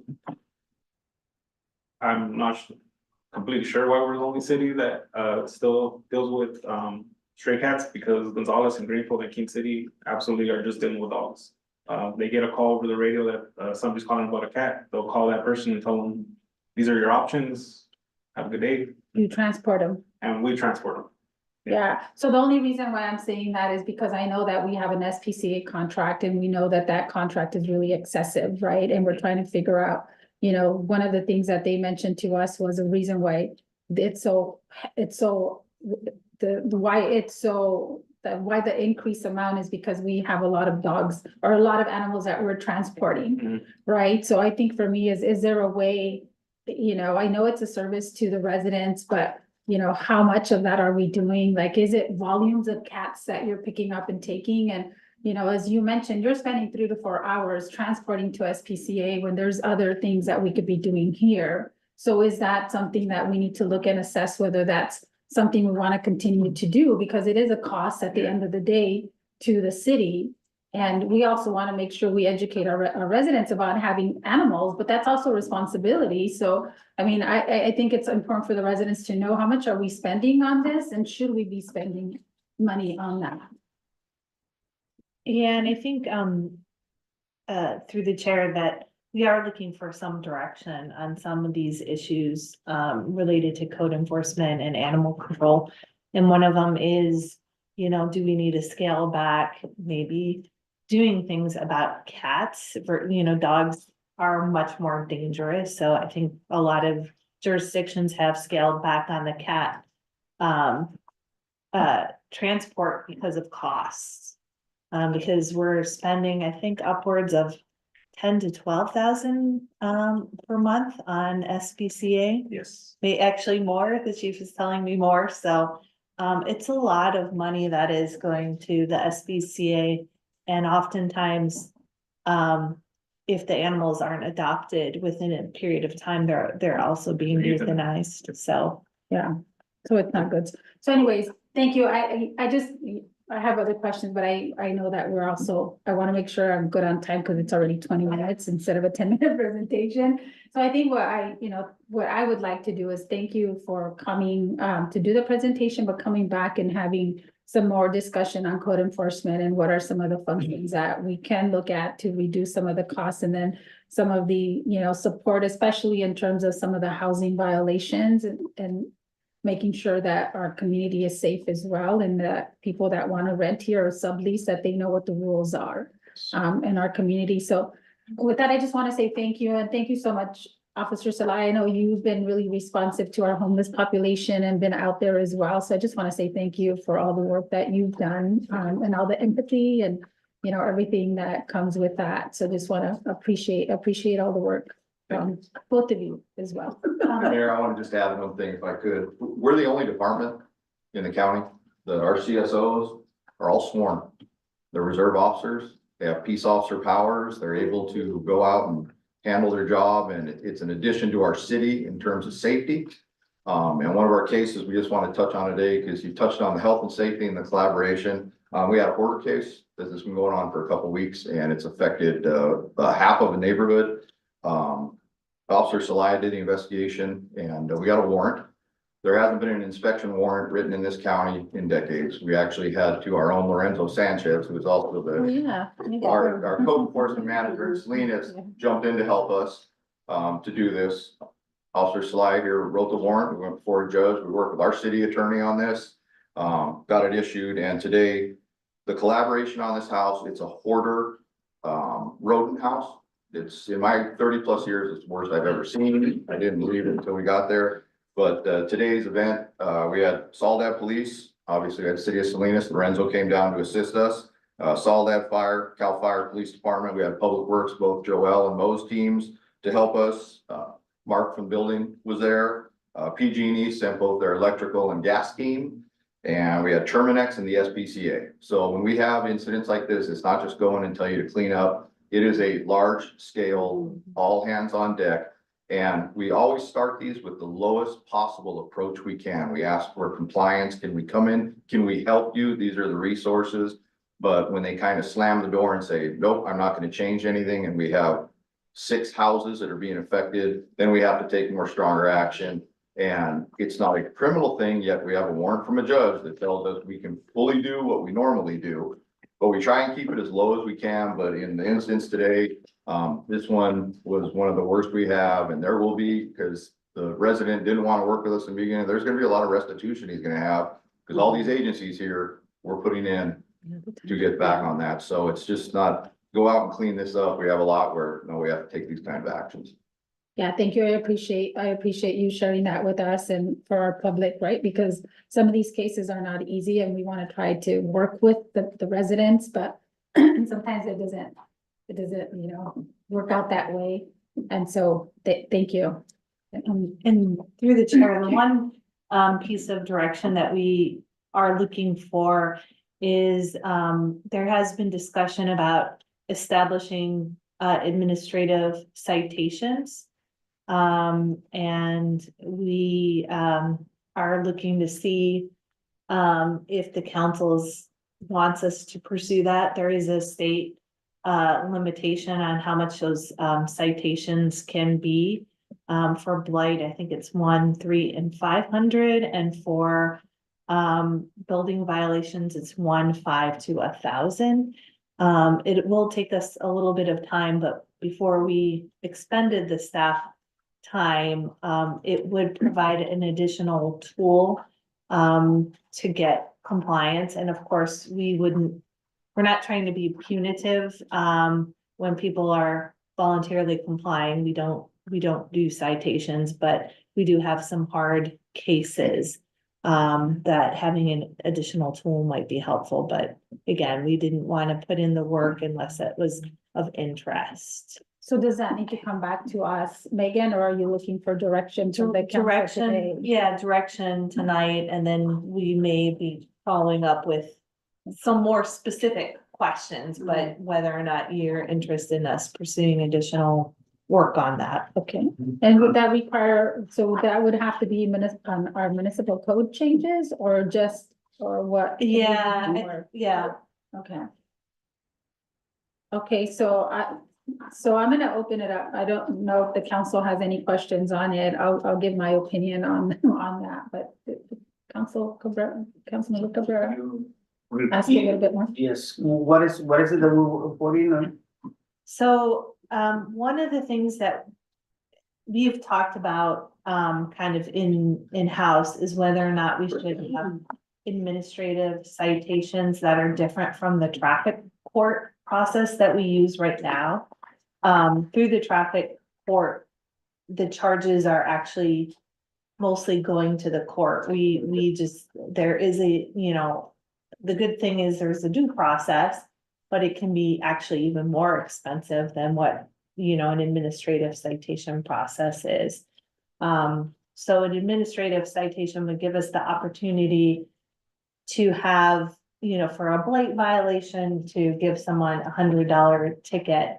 We would still have to make code changes. That's quite a lot of work, and we'd have to figure out an appeal process, but we could, have more of an internal administrative process that is handled by the city. And we could choose, depending on the violation, to go to traffic court or to do an administrative process. But then we also have to develop a payment system and all that, the same way the court does, so. The payment system, I don't think is a issue, because we, obviously through finance, we already collect, business licenses and other things. It's more, I think, about we'd have to make, changes to the municipal code. We'd have to, kind of delve into what that looks like. But in terms of the system and processing payments, that's not really gonna be a challenge. Okay. And the one thing I know that was mentioned was a couple of people, once we wrote the citations through traffic court, it's out of our hands. And the difference with administrative cites is if we write a citation and then someone does comply, then we have the flexibility of retracting the citation. So the recommendation right now is to come up with a plan or to change. We're just looking for direction as to whether or not the council's interested in exploring that alternative means of code enforcement in the city. And so what that would mean, they would come back if we give them direction to explore that administrative citation piece. It would come back to us to be able to look at, well, what are the options, right? Yeah. What are the fees? What is the process? And then because it requires a municipal code change, then we have to add that to the muni code, and then we have to review and approve that and have a public hearing, right? Because that requires a public hearing as well. Yeah. It would be a process, but we don't want to do anything unless this is something that you would be interested in pursuing. So I have a question. It would be for blight building violations as well as vehicle citations? Um, Or, It Well, could be it for, depends, yeah. it depends, there's a for public, vehicle, abandoned vehicles, no, there's a different process for that, but it could be used for. Abandoned vehicles on private property. okay, but it would be blight and building. Yeah, Or violations. it could be for code, anything that we have in our Yeah, code. that we zoning want to code. enforce. So for instance, during the COVID pandemic, we established on an urgency basis a administrative process for issuing citations to businesses and so forth that were not complying with the state's Okay. regulations. Okay, got it. Okay, so it would be more internal. Yeah. So we would be doing it more internal instead of doing the citation and then it goes out to the county to process or the courts. We could do some of that function internally. Okay. So let me, I would like to hear from the rest. I have my recommendation, but I'd like to hear from other council members if you guys have any Yeah, I just want recommendations. further just clarification. So if we move forward with the administrative citations, then it wouldn't necessarily have to go to the court after, right? It would be housed here and it wouldn't show up in the court's system. Yeah, That's exactly. correct. Okay, cool. Well, I would be interested. Same here. We can revisit and, get more information than just the administrative approach.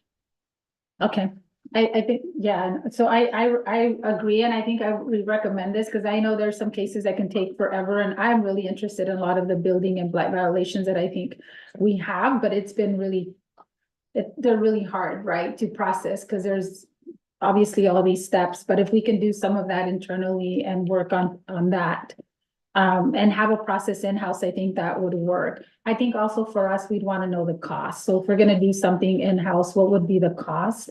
And then additional requirements or additional duties to our officers, and then what would that mean? Because, I mean, it'd be additional.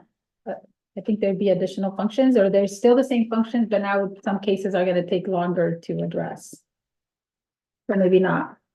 Yeah, Okay. sorry, through the chair, I think, the process would be a little bit different. There would obviously be an appeal process that we would have to figure out. But a lot of these cases, because we always allow for due process, even in an administrative citation process, they can take a long time. And, I think today, Deputy Chief was talking about a very challenging case because we ultimately had to use an inspection warrant process to get approval to go in. And that can, this actually was pretty expedited, which is impressive because you guys did a lot of work to make that happen, but it can take months to just get the inspection warrant approved. And then, so some of these hard cases can take a year, to resolve, or sometimes even more. I think if we can have an inclusion for our residents to understand, if we do the administrative citation, what are the community benefits, right? What are those benefits? So that way we also as a council are able to understand the costs, the benefits, and then some of the added benefits in terms of addressing some of the concerns, but also will this increase now the residents being able to address some of these issues that may take longer? Okay, so I think the direction is that if you can move forward with providing us with additional information in terms of the administrative citations. Yeah, and I know we took longer, said code enforcement is always, it's not a 10-minute presentation, so next time we'll probably put you on the business item. So thank you. Thank you, Ricky. Okay, council, so with that, I know we took a little bit longer on that presentation. We'll move into our consent calendar. So today we do have 9 items on the consent calendar. So at this time, do any members of the public wish to pull an item from the consent calendar for discussion or comment? Okay, seeing no public comments or no residents here in our chambers. Any residents that are joining us in our Zoom? Okay, seeing none, then I will bring it back to the council if any of the members of the council wish to pull an item from the consent calendar for discussion or comment. Okay, seeing none, then I'll entertain a motion to approve item C1 through C9. Motion to approve, item, consent calendar 1 through 9. I second. Okay, so I saw your motion from Councilmember Cabrera and a second, I'll give it to Councilmember Gonzalo Sanchez on that. So with that then, council, all in favor, say aye. Aye. Any opposed? Any, well. Okay, so the motion carries. And we don't say unanimously because we have one absent council member. Let's say the following. With the following vote on a 4-1, no, 4-0? 4-0 and one absence. 4-0 and one absence, thank you. Okay. So we'll move on then to our next item on our agenda. Tonight, we do have a public hearing number 1. And this is a resolution number 6136, a resolution of the City Council of the City of Soledad accepting the findings and approving the adoption of an addendum to the 2005 General Plan Environmental Impact Report and determining that implementation of the 2023-2031 housing element does not require further analysis pursuant to the California Environmental Quality Act. And resolution number 6137, a resolution of the City Council of the City of Soledad accepting the findings and approving the adoption of the 2023-2031 City of Soledad housing element and authorizing staff to make non-policy revisions to the housing element in response to future Department of Housing and Community Development comments. So with that, what we'll do today is we're gonna receive the staff report. I'm gonna open up the public hearing for our residents and then listen to public comments. Then I'm gonna close the public hearing and then it'll come back for council action. So with that, I will turn it over to Beatriz. Okay. Good evening, council members and mayor and council members. My name is Beatriz Trujillo and I'm the housing analyst. Today I will be presenting the hearing, the adoption hearing for the housing element, along with my colleague, Ariana, our associate planner. So I'll start the presentation and then she will continue it.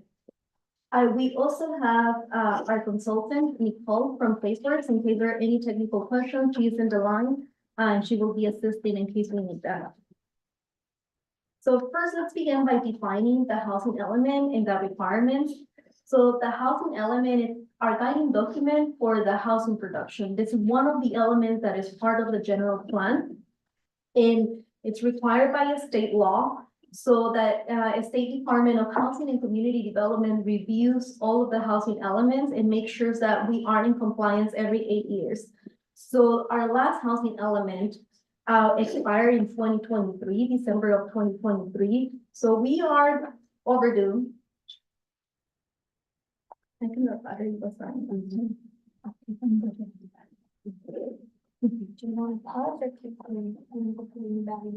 Let's pause.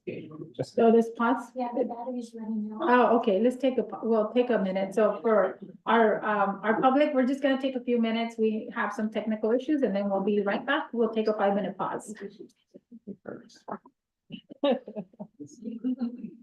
That was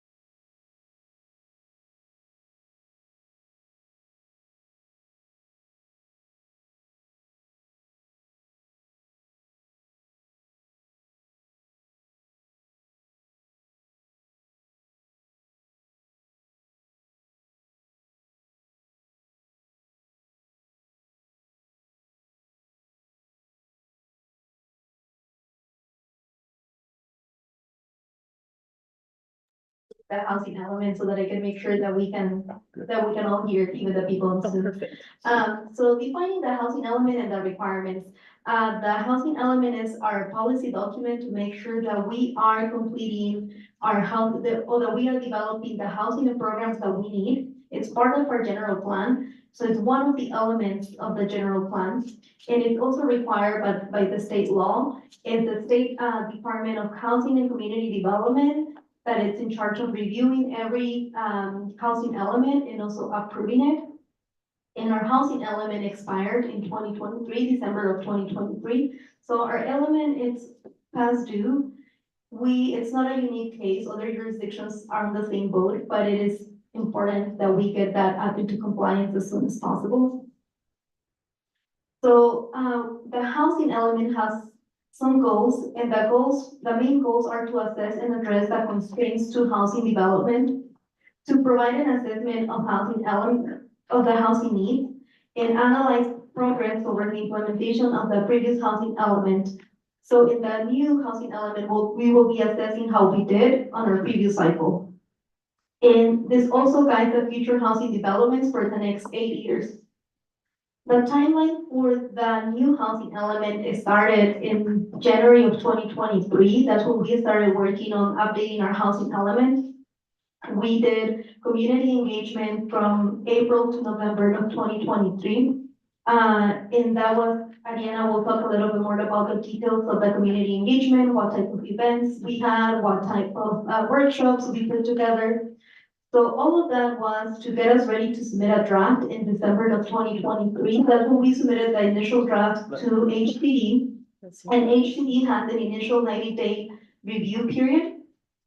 And they review our first draft. In June 17, 2024, we received a letter from HCD with the conditional compliance letter.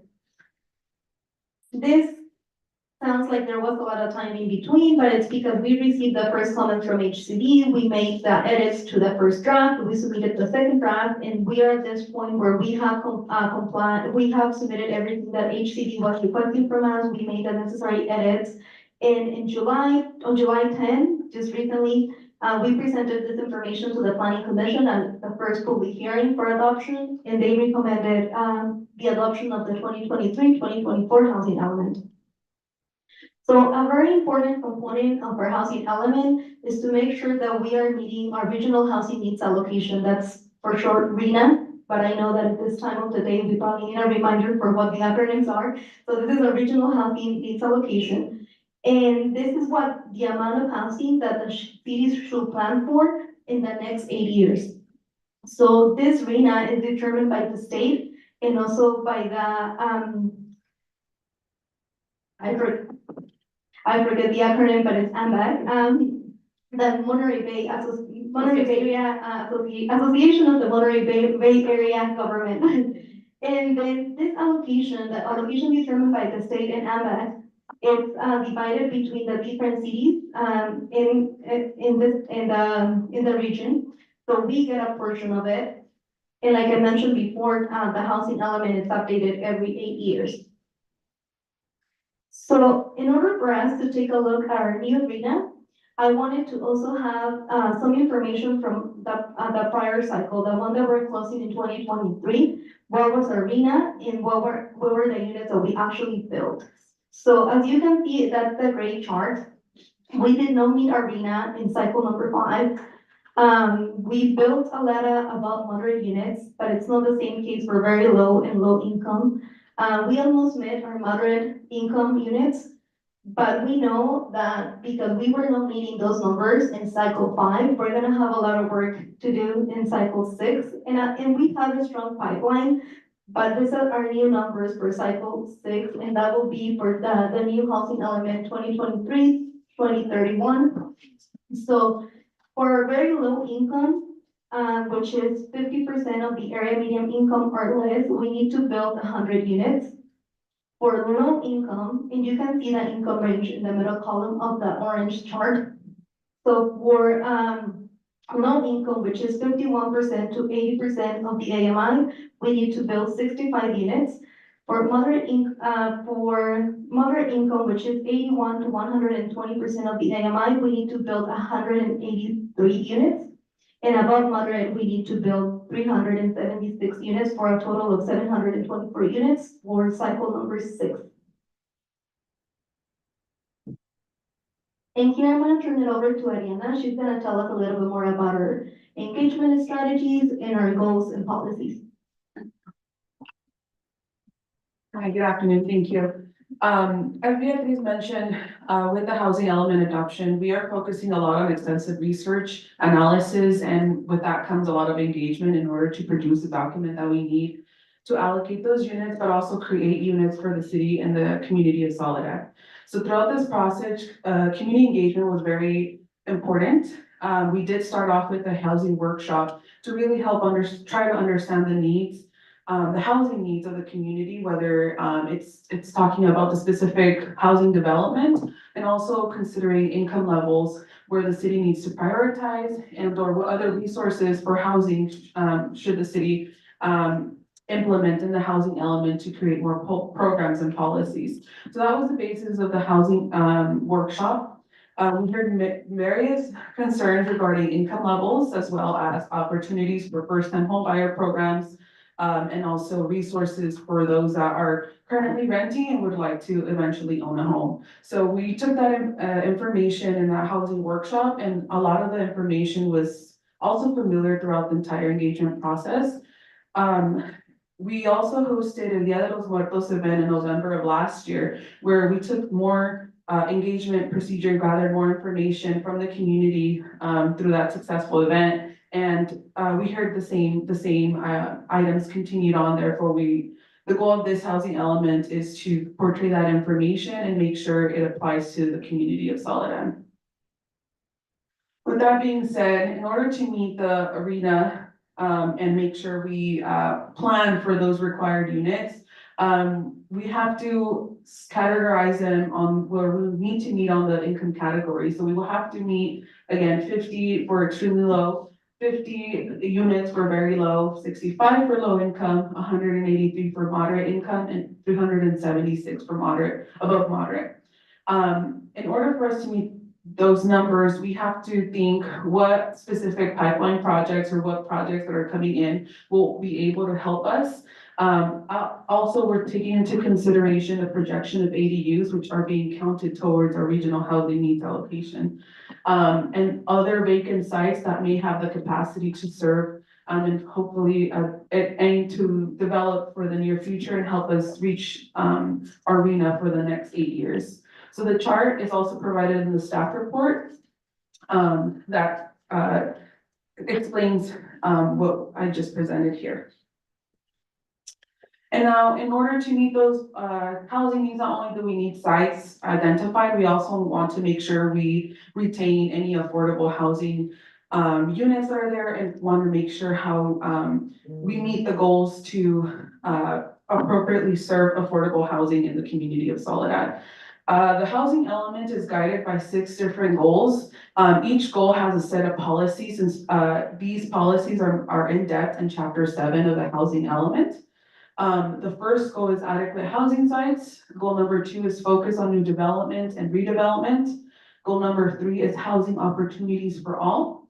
Goal number 4 is conservation, preservation, and improvement. Goal number 5 is removal of housing constraints. And goal number 6 is fair housing. Something unique regarding goal number 6, it is the state mandated item that needs to be added into our housing element, and we'll be talking more about fair housing throughout the presentation.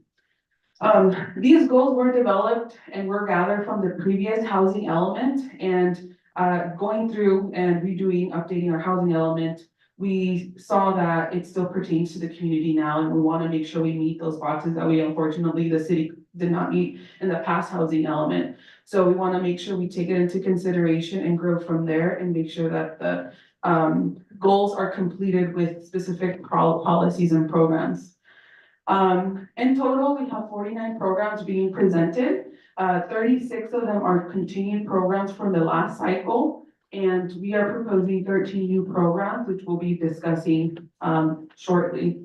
Again, these programs are mostly focusing on the prevention and intervention incentives for housing, housing units and keeping affordable housing in Soledad.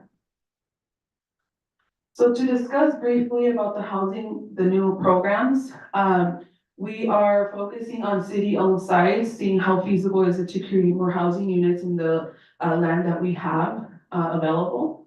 Another thing is to think strategically of upzoning, making sure we use efficiently the existing land and make sure we can obtain as many housing units as possible, and do it until its maximum capacity. We also want to take into consideration the Miramonte specific plan area, which is a current annexation the city of Soledad is going, it has right now. We are dependent on this project as well to meet our RHNA, so we want to make sure we consider that as a new program as we move forward for the next 8 years. We want to, again, consider large sites in Soledad and make sure we're using them efficiently to make sure we can get as many housing units as possible.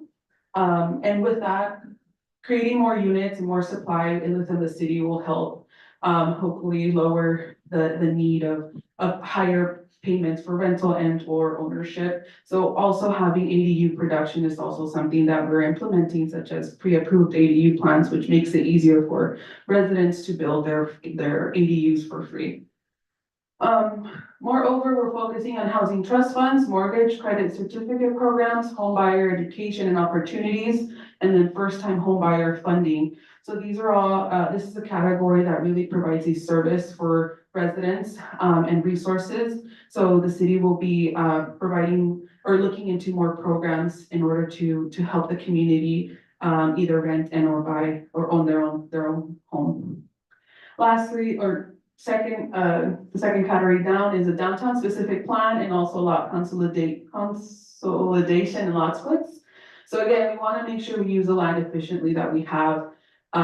So working on the downtown specific area, which is on Front Street, we want to make sure we can upzone and create neighborhoods that have easier access to commercial areas. So thinking of big zoning, and maybe even going higher and going vertical is also something in the pipeline there. We're also proposing development impact fees programs, maybe for affordable housing units. How can the city help decrease or work with the developer to implement less impact fees on new construction, and then working where any other non-governmental constraints are available where the city can help participate with the private partnership between the developer and the city. Lastly, fair housing is also a new program being implemented. We're adding it as a new program, even though fair housing has been in discussion for multiple years within the state. But we want to make sure we address it, that it's still considered a new program because we are increasing, I guess, bumping it up to make sure we are really considering it on all housing development in the city. As I mentioned, fair housing is now more so a requirement per Assembly Bill 686. So this requires that all housing elements that are due or are after January 2021 are consistent with the affirmatively furthering fair housing, which is AFFH final rule. This means that AFFH will be focusing on housing development that minimizes any segregation concentrations, foster inclusive communities, poverty concentrations, housing disparities and housing needs, and minimizing displacement with any housing projects or any ongoing neighborhoods within the city of Soledad. So we have to make sure we conform with that as a state requirement, and our housing element is proposing programs to make sure those communities are taken into consideration. So that is the final presentation regarding the housing element. One thing to note regarding the housing element is that in order to have approval of the housing element, the council does have to consider approval or approve the addendum to the general plan EIR. So a general plan EIR focuses on the environmental analysis of the proposed project, in this case, the housing element, and it analyzes it based on the environmental impact report that was done for the general plan back in 2005. The addendum being proposed tonight pretty much addresses that. All the proposed items and projects in the housing element are not creating a significant impact and have already been addressed in the 2005 general plan, therefore have been covered, and no further environmental review is needed at this time. So the addendum is pretty much just justifying that no significant impacts will be coming with adoption of this housing element, but once projects come in, such as new housing developments, each of their projects will have their own environmental analysis being conducted to conform with the California Environmental Quality Act. Okay. And that was a definition. Lastly, again, if the EIR addendum is not passed tonight, then the action of adopting the housing element cannot move forward. So that's just something to note for council consideration. So what the next steps are is that after formal adoption by the city council, staff will submit the adopted housing element for HCD certification. And then HCD has 60 days to review and finalize and give us a final certification. Therefore, we anticipate having final certification early October of 2024 if approved today. One thing to note again, as Beatriz mentioned, that many jurisdictions have not completed their housing element. Therefore, HCD is really cracking down on cities and making sure that all jurisdictions come into compliance. So there are some sometimes penalties for non-compliance of not following with the adopted date of the housing element, which was due back in December of 2023. So therefore, staff is recommending the housing element for approval, with any modifications can also be done at administrative level if council is in accordance with that as well. And if you have any questions, we're happy to answer. Thank you, Ariana. So let me take it out to the public first, so that way we can open up the public hearing at this time. So what I'd like to do is let me open up the public hearing on this item at 8:41. And so we'll ask for any comments from the public that is joining us here in our chambers. No, okay, so seeing no comments for public hearing number 1, then I will take it out to those that are joining us via Zoom. If there are any comments from those that are joining us via Zoom.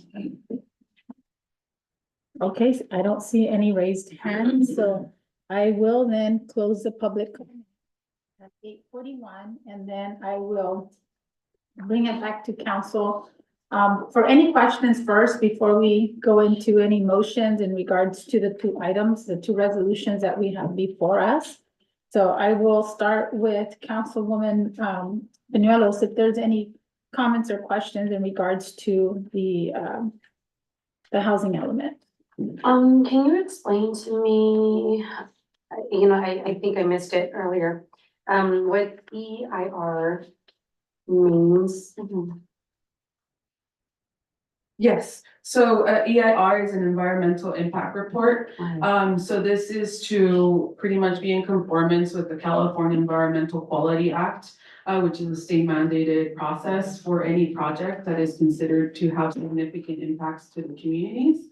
As we work, and this relates to even planning documents, because as we create a document, we're trying to pretty much say that this document will create somewhat of an impact to the community, focusing on the social and natural environment. So that analysis is created from the beginning as we are creating a document, and because we are using our existing general plan environmental impact report to cover any not that there will be significant impacts for the adoption of the housing elements, but we created this addendum to show that there will be nothing significant that has already been addressed during the time of the creation of the 2005 impact report. Okay, and then just for transparency, because I know that some of them will see this video for the meeting, is basically you know, with the engagement that we had last year and then just the project timeline that we had, it's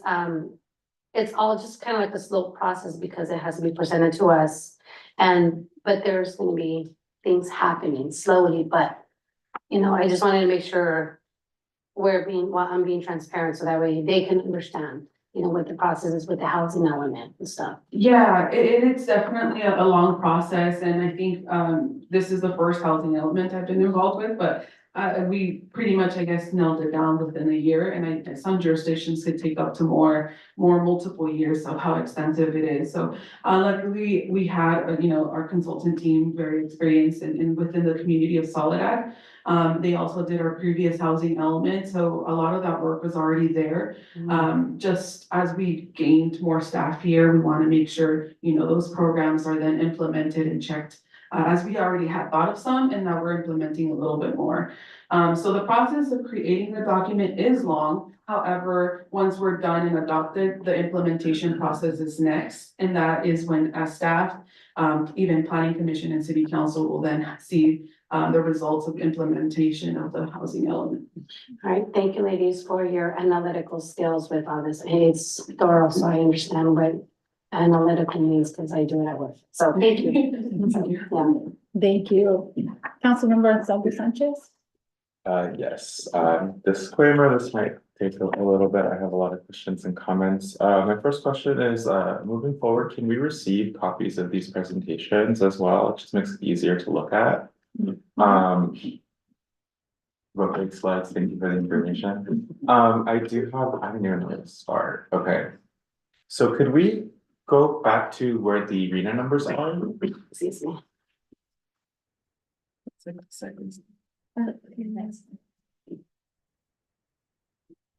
So I do see the arena bid cycle. I'm just like very curious about just what this looks like, right? We didn't meet the allocation for very low or moderate, but we're at 700% on above moderate, and you know, tune in for that percentage. That'll come back later in a different item. But I just find that something that's a little like hard to look at for myself, especially somebody who's young, who's single, who still lives at home. I think that's something that we need to definitely take a look at when we go to the 6th cycle and make sure that we meet everything. I took a look at the I believe it was the Exhibit A. Was it Exhibit A? No, the other one. Oh, they're both Exhibit A, the housing element adoption draft. There were some things that I had a lot of curiosity about. That first one being page 40, table 3-20, and that'll be on the on that report. I believe it's page 40, yes, page 40, table 3-20. And my question is it has to do with the oh wait, sorry. That's all? Yes, that one. What page, sorry? It's page 40 and it's page 40. 42, 41. Everyone, table 3-20 rental rates. On top of the 41. It's page 40, yeah, page 41. Rental rates. Yes, sorry. It's table 3-20. Okay, yeah, it's this one, 3-20. Yeah, but it's not sharing. Okay. Hold on, let me reshare. That one is Okay. Yes, that show. Yeah, so when it comes to that chart, my curiosity, so I do a lot of data analysis and assessment for my job. So I'm curious to know, for this survey, why it was only done for 1 month and why it's only 4, and why it's not everything listed, and why we use this. And the reason being is because it's not very accurate, and I know it was last year, but the reflection is very different from what we're seeing now. For example, I looked up, did a little bit of my own research, and right now, I've seen a studio for $1,800. I've seen a 1-bedroom for $2,000. and a 3-bedroom for $3,000. So I don't see these numbers reflected, and it makes it difficult too, right? Because we're calling it median rent, but is it really a median if there's only 1 unit that was surveyed? And is it really a median if there's only 2 units surveyed? So I'm just curious to know, because this is back from April 2023, why this wasn't updated, or why we didn't do a bigger survey with more like longitudinal data. I can also let Nicole, if she has more information to share, but one of the challenges that we have when assessing rental units is that we don't really have a strong rental market. We have very few units available for rent at a time. Like you might have a few throughout the year, but it's really hard to find several units, same size, about same size unit to survey at the same time, because we get rental units, one here and one later. So it's really hard to have a large number to find a median. And my assumption, and I'll let Nicole correct me if I'm wrong, is that when we were doing this market analysis, we didn't have many units out in the market. Hi, everybody. Thanks for having me. I'm Nicole. And yes, this is true. It's a snapshot in time. This represents what was available at the time that the survey was done. And if you scroll up to the paragraph right above it, it has some figures from the American Community Survey, the ACS. So the last part of that paragraph up there has more comprehensive information about median rents that comes from that census data that includes a larger sample size. There's a lot of data in this chapter, and these documents do take a long time to put together. And so it is true that once we get to this point, a lot of the data that's in this chapter is a little bit old, but with the budget and schedule constraints, we have to just accept that this is a snapshot in time and things are going to always change, and we can't necessarily continue to update this document. But I appreciate your question. Thank you. My next question goes to the next table, 3-21. Kind of same thing. I'm assuming I'm going to get the same answer, but I'm going to mention it anyway. I am seeing here that we talk about for the can we scroll a little bit lower to here? So I do see for moderate income that the annual income limit for 2 people is 86,500, and then I do see the max purchase price of 379,670. And then if you go over to 4 persons, I do see it shifted up to 108,100, and then the max purchase price is 474,478. So for that being said, are we assuming that 4 people that are living in their household are all adults working? How did we get to that number?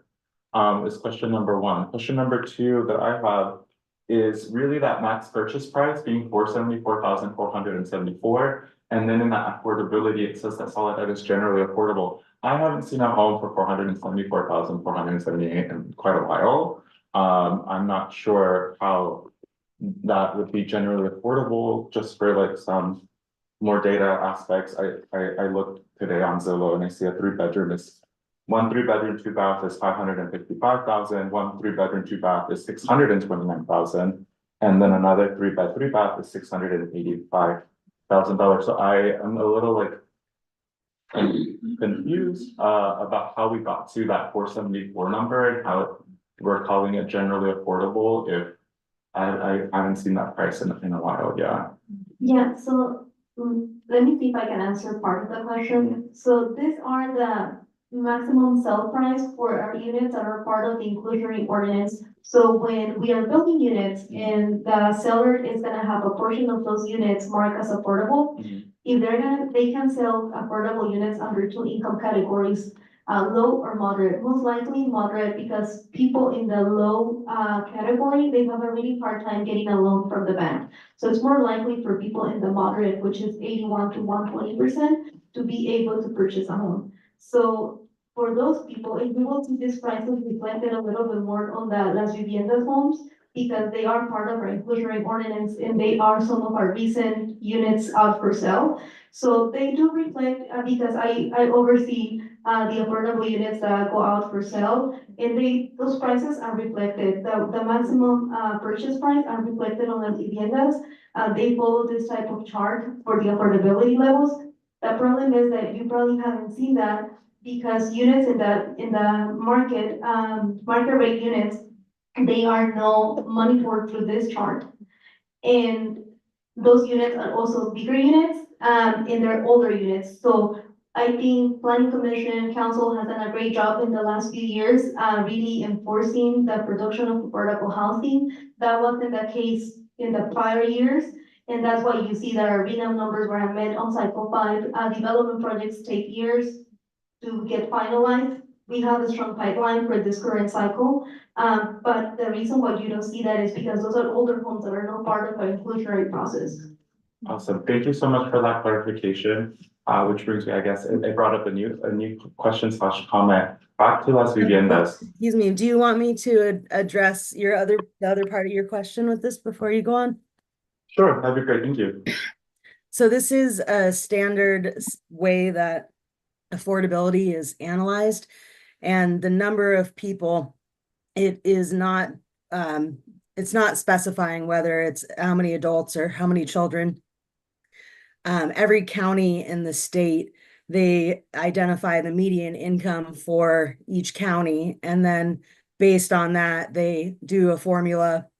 And when I say they, it's actually the the HCD, Housing and Community Development Department at the state level.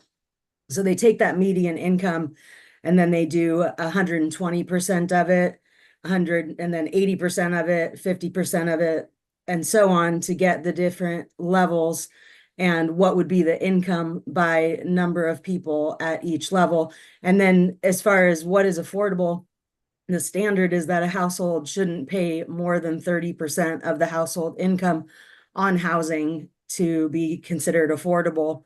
And that includes your utility costs. And if you're talking about a purchase price, it also includes taxes and insurance. So it's all standard mathematical formulas based on that assumption that 30% of the household income, no more than that, should be spent to be considered affordable. And so that's where you get these maximum monthly gross rent, maximum purchase prices that would be affordable for a household of that size in this county. Thank you, I appreciate that.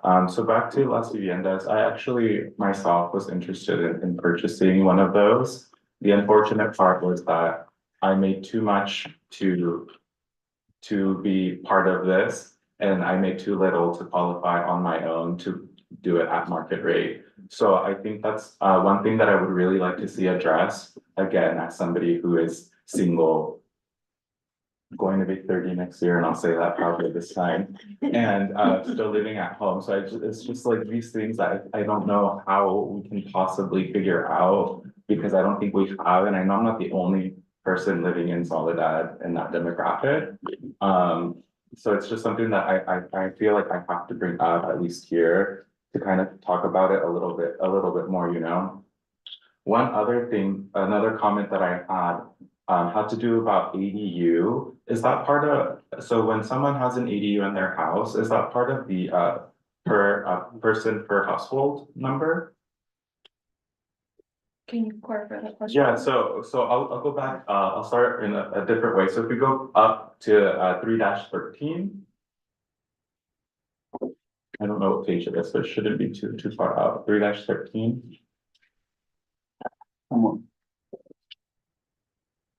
One. Page 34, yeah. Yes, so these are the persons per household. So I do see that we are at 4.6, we're the second highest in the county, just below Greenfield, who's at 4.7. So my curiosity is, do ADUs, if someone has an ADU in their household, does that count towards the total household number? That is an excellent question. The key part of the ADU phrase is dwelling unit. And so for in the census data, each individual dwelling unit should be reporting their own data, but I could understand how that could get confusing for a household that uses their ADU for extended family. But if it was an ADU that was being rented, then to someone that was not related, to a family that wasn't related, it might be more clear for those people filling out their census data that it's two separate households. But an ADU is technically its own dwelling unit, so it should be considered its own household. Thank you. And then I do have a comment about the ADUs. I know that we're excited for them. I think they're great. My thing is I'm a little concerned about relying on them a little too much because I feel like it will contribute to overcrowding. Then it kind of comes back to like our whole parking situation, that issue that we were discussing for something else. So it's just something that I kind of wanted to say out loud. And with that being said, I think that kind of covered all of my questions and comments. Thank you. Sorry. Yeah, go ahead. I just wanted to respond to a couple of clarification points through the chair. In terms of the data, it's very common for housing elements that this is not the only data that we rely on. We obviously are constantly looking at the data as we make decisions, but it's fairly common that you have this housing data that represents a point in time. The housing element was supposed to be completed in December of 2023. So the data, in order to have a draft to go to HCD, we had to pretty much have it with the April deadline, but it doesn't really necessarily change the outcome of the content, which is the goals and policies. And then in terms of the question about what we're gonna do to help with home ownership, is we do have a program for down payment assistance and also helping with financial literacy. So those are things that we have incorporated into what we will be working on as part of the implementation that's within that information. In terms of the ADUs, we are a very condensed area. We only have 2.2 square miles and we don't have a lot of, we're a lot of what we're calling for is infill, because even though we do have Miramonte in here, we know that that's gonna take a lot of time to build up. So in order to, they gave us a very large number to meet in this cycle. I think the original cycle was less than half of what the current number is. So the cycle 5, I think REMA number. Yeah, you can see that it was, our total was much less, 191. Now we're up to 724. So we need kind of the ADUs in order to comply with the numbers that are being imposed upon us, not numbers that we selected. And we are trying to account for additional units so that we can make sure that if some of those pipeline projects don't come in to being, we're successful in meeting that 724 number. And we do actually have a lot of people that live in households where they're multi-generational, and the ADU actually allows for to reduce the overcrowding, because there might be overcrowding, there might be issues in terms of cars, but those, I would argue those cars are probably there already, but the ADUs provide an additional space because you might have, you know, the grandparents and the parents living together in the same house, and the cars are there and everything, but now they can build an ADU and have their own space, you know. So I think in terms of the ADUs, we need it for infill, but we also have a lot of multi-generational families that we discovered when we were doing some outreach that are looking for an ADU, and it's an affordable solution for families too. And it addresses issues like you know, if you have an elderly parent who needs additional care, you know, you can't afford assisted living, this is a way, you know, for example, or, you know, parents that are taking care of their children, their grandchildren, so their children can work. So, those are some of the benefits, I think, of ADU production, which is outlined in the element. Thank you, Megan, for that. So we'll move on to Councilmember Cabrera. Thank you so much. And yes, I wanna add a little bit more to that, because I have a couple of people that I know that use the ADUs to not to rent, but to provide more space for their own families, and their car numbers, the number of cars they have didn't change. So hopefully more people do that. I'm planning to that so that I can have my space. And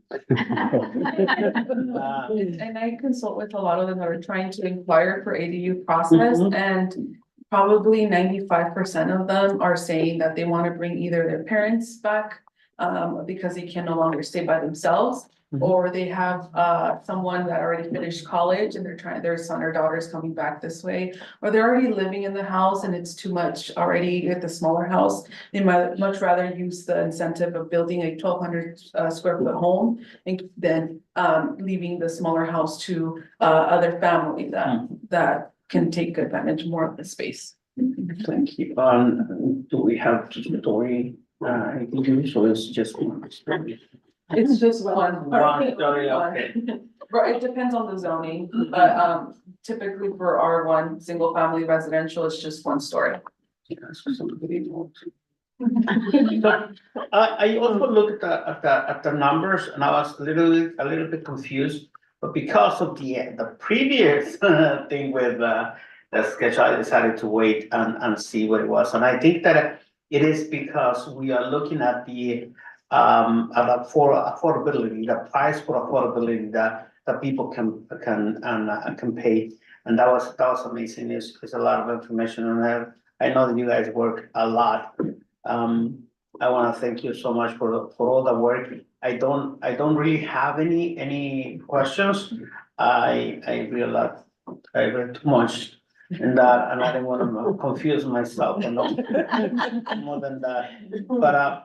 But it is, you can see that dedication, and if it is your first, man, that was a lot of work. Yeah. Thank you so much for the work. Yeah, thank you. Thank you. So I have several comments as well, and I know I've made my comments on some. It's just, I do have some cleanup. And I'll give it to, oh, I'm sorry, did I miss Councilwoman Romero? Sorry, I missed you, go ahead. Thank you for letting me know, I thought she had gone first. No, it's fine. No, because they just pretty much said everything. No, I'm good. Yeah, She did. I think she did, yeah, okay. Okay, good. I was trying to be cautious of that, so, yeah, so thank you again for the document. I think it's a long read, but I think it really captures our demographics. It captures who we are as a city. I mean, for me, I've been saying this for a long time, so I know I was upset about RHNA, the last cycle of RHNA, because I understood that the information and the data that we had before us, we were not meeting those lower income households, and part of the RHNA obligation is that we look at every income limit and that we meet housing for every income limit. So, that's a past. I'm glad to see that we have, even though we have an increased need for cycle 7, for cycle 6, I know that there is, we are increasing some of those categories or housing productions for the lower income units that we so desperately need. And we see all of the data that talks about overcrowding, that talks about, all these other issues that come with that, because we have not built some of the multifamily units that are needed. And so for me, let me just start by saying thank you for the work. It was great. I hope that people really take advantage of reviewing this document, because if you really want to know who we are as a city, this gives you an introduction of our residents, of our neighborhoods, of, some of our limitations, but also our opportunities. So I do have some cleanup, and I'll leave this behind, but I did notice that on some of the areas that we did talk, there was like on page 6, we had Alameda County Clerk Recorder. So we have to revise, so I think it was supposed to say Monterey County. So just making sure, and I'll leave this behind, Adriana, because I have an extra page for you just on the cleanup one. And then I do have a request for a revision on page 12, because we talk about educating residents on development agreements. And although I do agree that we need to educate, I think just using the word education for me, or educating, seems a little bit condescending. So if we can revise it to, inform or raising awareness, because we do need to raise awareness. And we all need to, become aware.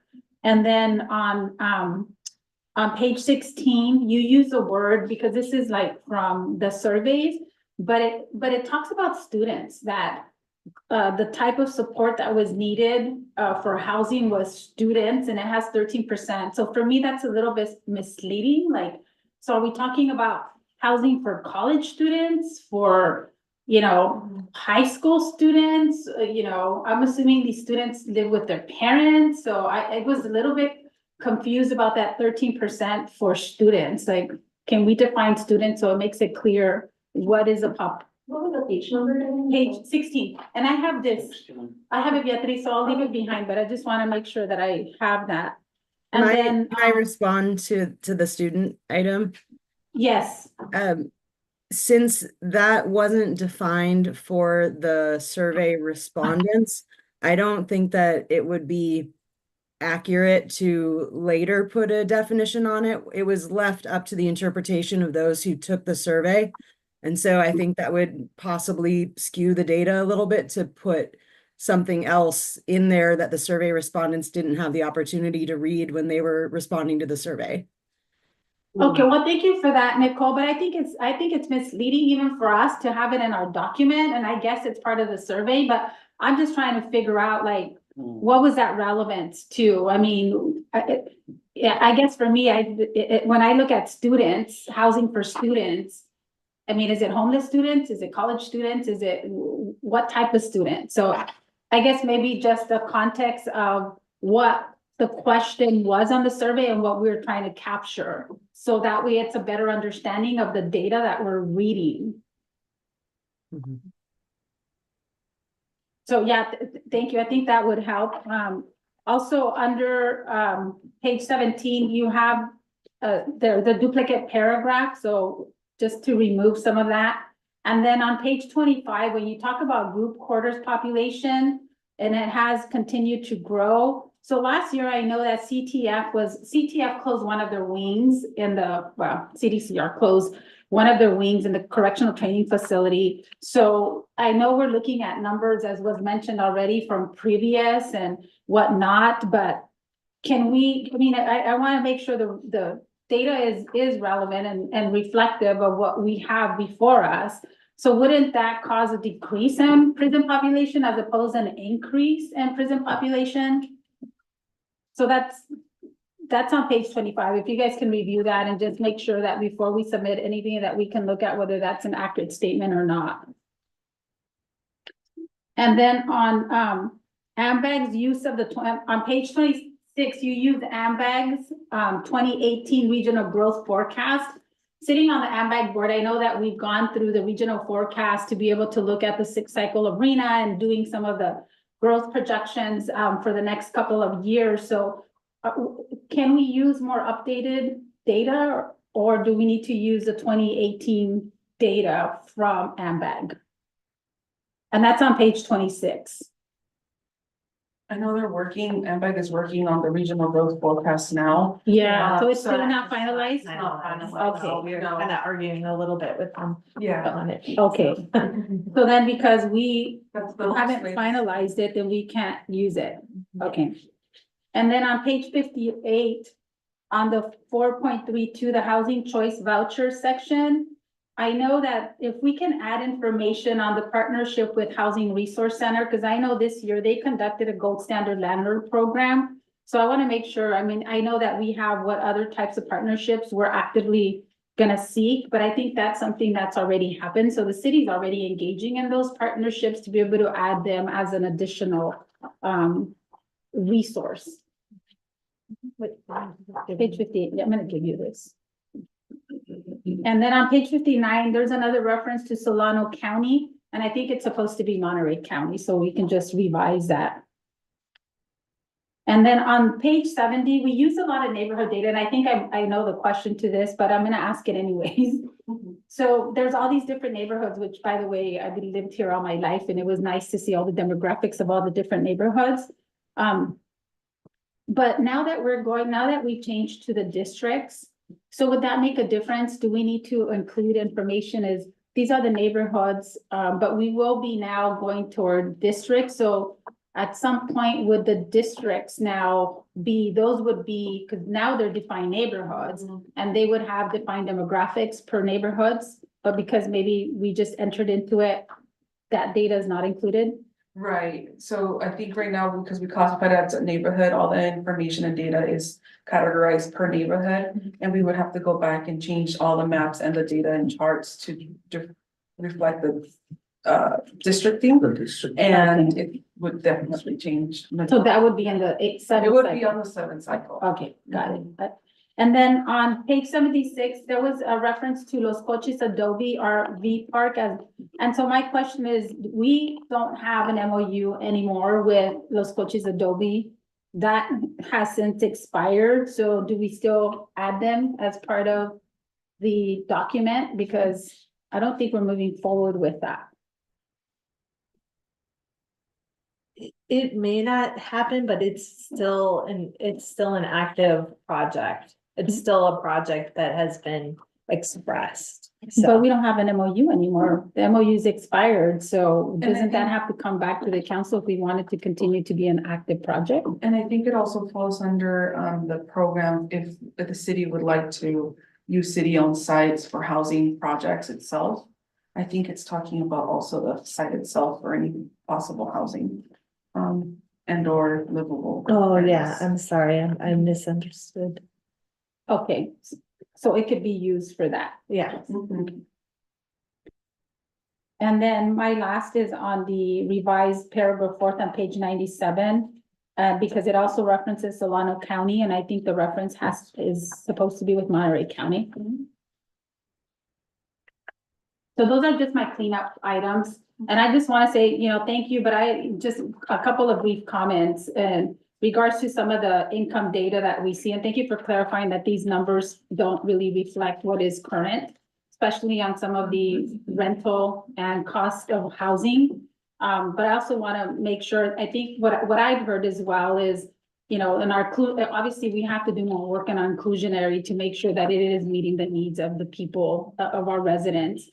Because there's a disparity between when we have HUD gives us the income limit, but then when you look at our demographics and you look at that our median income is 66,000, then it's not affordable, right? So I think those numbers are really difficult because you can look at HUD's affordability, but when you look at, hey, well, these are the numbers these are the income limits that we currently have, and if you want to apply for a home, you're not going to be able to, it's over 30%, right? And it doesn't meet it.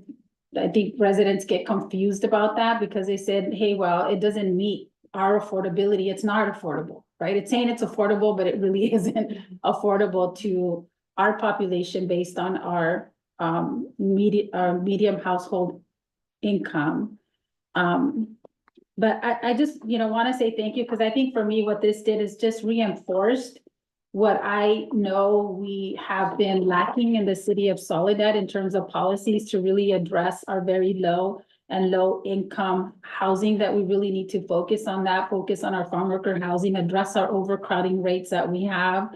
Larger units was mentioned throughout the document that we really need that. And I know that there's multi-generational housing, but there's also people that want to have their own home and they just don't have that because it's not affordable. And also the housing for special populations, disabilities, and seniors was also really important.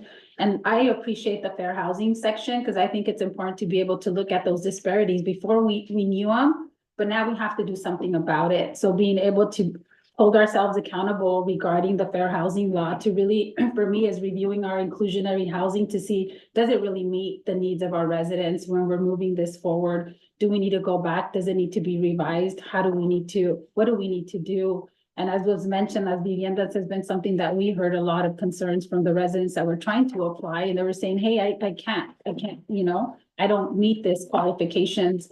And so looking at, does inclusionary really work? And how do we modify it? And then the outreach efforts, I know Megan alluded to them, but I know we've talked about having more tenant rights, landlord education, the homeownership opportunity. So I'm glad that this is something that we can start doing now. And I'm excited to be able to look at what is the plan for the city? How does the council really make sure that we're staying true to that and holding that accountability to our team to be able to do that? Since this is not supposed to be a document that we put in the shelf, we have 8 years, right? And this is a part of the implementation that I think, we've been hearing from the residents of what's needed, and it's documented as feedback from the residents as well. So I think, also the partnering with Echo Housing and Housing Authority for those vouchers that I know that we've been talking to them and we've been meeting, but not really kind of establishing some kind of opportunities with them.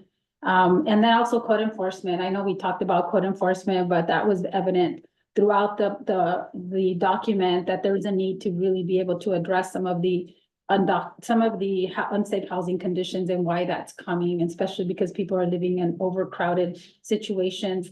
And the trust fund, these are opportunities that we have to be able to look at if we want to provide and find resolutions. Will the trust fund, how can we explore the trust fund option to support the down payment assistance and home buyer, programs that we don't have money, but how can we make that happen? And I'm excited about the Gavilan property because I know that's another infill site that's gonna help us.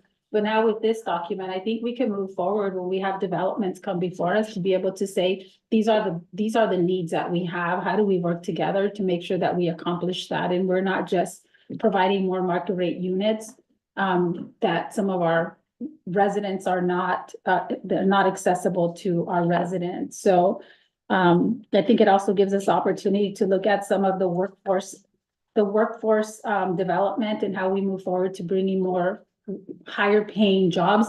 It was interesting to see the 2.2 ratio. So we have a job housing balance, and I thought we didn't have a job housing. I thought we had a job housing imbalance, but it seems like we have a job housing balance, but we just have we have more homes than we have more jobs than we have homes, right? So being able to address that and the overcrowding, obviously. So and the severely overcrowding. And my last point is just, really looking at Miramonte and really making sure that as we're moving forward with that we are looking at all the data that was provided to ensure that that development is really going to provide the type of housing that we know is needed, and that we don't skim on deferring any of that because, it's our job is to look at what the needs of the residents are, and this document really provides us with a lot of data to be able to utilize that when we're speaking to developers. So thank you so much for all the work on this.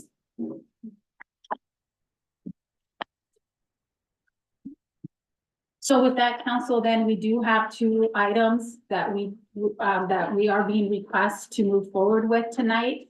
And that's with resolution number 6136. And that is the findings of the CEQA. And then the other is resolution 6137, which is accepting the findings and approving the adoption of the City of Saudade housing element. Do we have to do a motion for each one, or can we do motion? I think it would be better to do separate motions for each. Separate motion? Then I move that we adopt resolution number 6136. Okay. Okay, so we have a motion by Councilmember Cabrera and a second by Councilwoman Banuelos. Do all in favor say aye? Aye. Aye. Any opposed? Any abstentions? Okay, so it passes on 4 and 1 absence, right? A motion of 4 and 1 absence. 4, 0, and 1. 4, 0, and 1. Okay, got it. Okay, so then, I'll entertain a motion to, adopt resolution number 6137. And Megan, on this one, I mean, it's not, they're non-policy revisions, but with the revisions. So As yeah, needed? the motion should just include the fact with, that you're, making a motion to approve with minor modifications. Go ahead.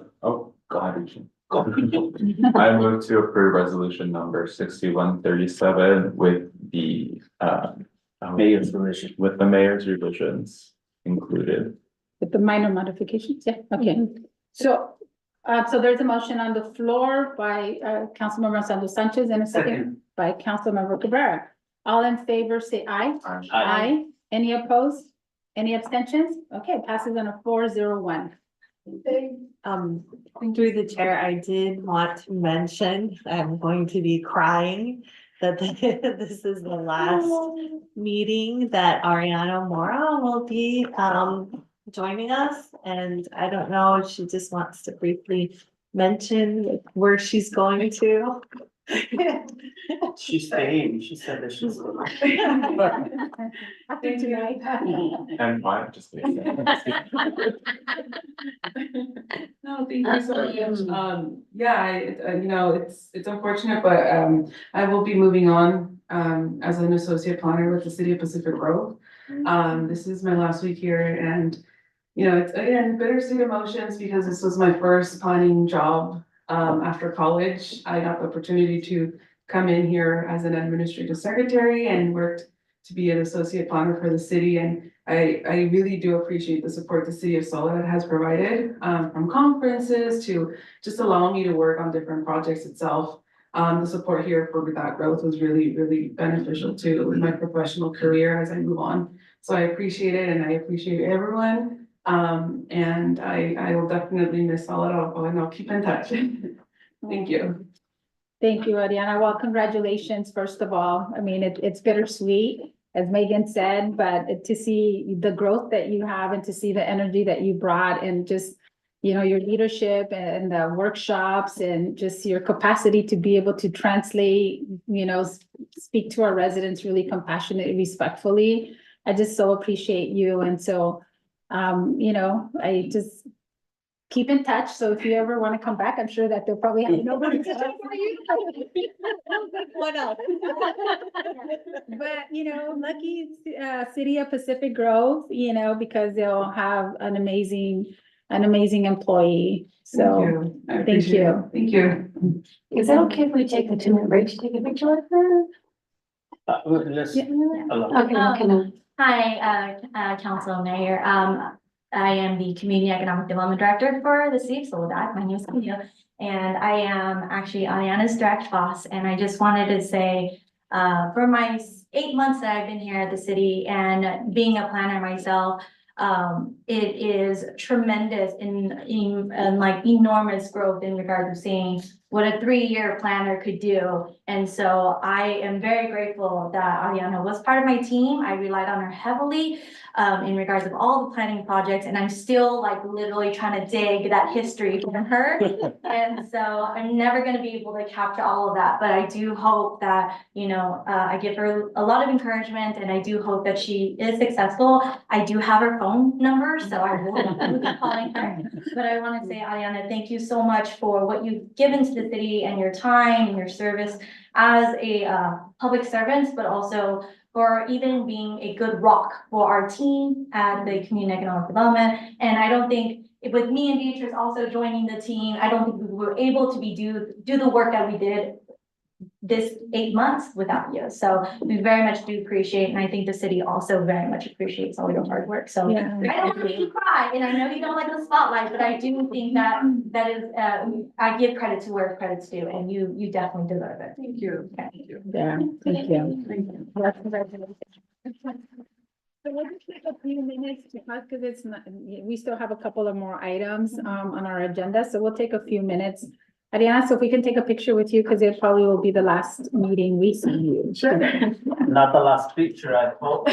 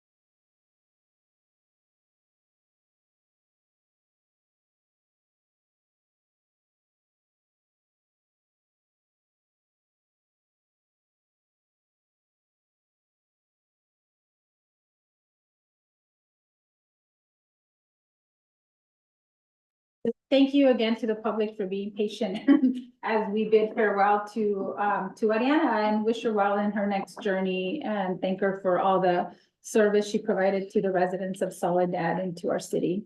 So we will move on to our next item of business, and we have another public hearing tonight. We'll receive the staff report again, we'll open up the public hearing, and then we'll close the public hearing and bring it back to the council for action. And this is ordinance number ordinance number 770, an ordinance of the City Council of the City of Soledad amending chapter 3.24 purchasing system of Title III Revenue and Finance of the Soledad Municipal Code to increase bidding requirements thresholds for the purchase of supplies and equipment from 25 to 50,000. And so at this point, then we'll go ahead and receive the staff report, and then we will open up the public hearing. So I turn it over to our city Yes. attorney. So, Mayor and Council, this item was discussed in detail on July 17th when the ordinance was introduced. But basically, all municipalities, such as the City of Soledad, are required to adopt policies and procedures that govern the purchase of supplies and equipment. The City of Soledad has adopted these provisions, and they're found in the Soledad Municipal Code. And they require notice bidding for purchases unless otherwise exempted. And by notice bidding procedures, basically means you can't just pick up the phone and call somebody and buy something, or walk into a store and buy something, or walk into a lot or buy something. You have to prepare specifications. You have to disseminate those specifications to various suppliers and then give them a 10-day period at least to respond to you. And they all submit bids, and then you have to open the bids and decide. It's a long and lengthy process, right? So in recognition of that, one of the standard exemptions that is found in all of the purchase policies and procedures that cities have is for purchases under a certain amount, right? And the City of Soledad right now, purchases of supplies and equipment under $25,000 are exempt from bidding requirements. So the city still has to be careful and prudent in how it purchases things, and there usually is some comparison, but it doesn't have to go through the formal bidding process.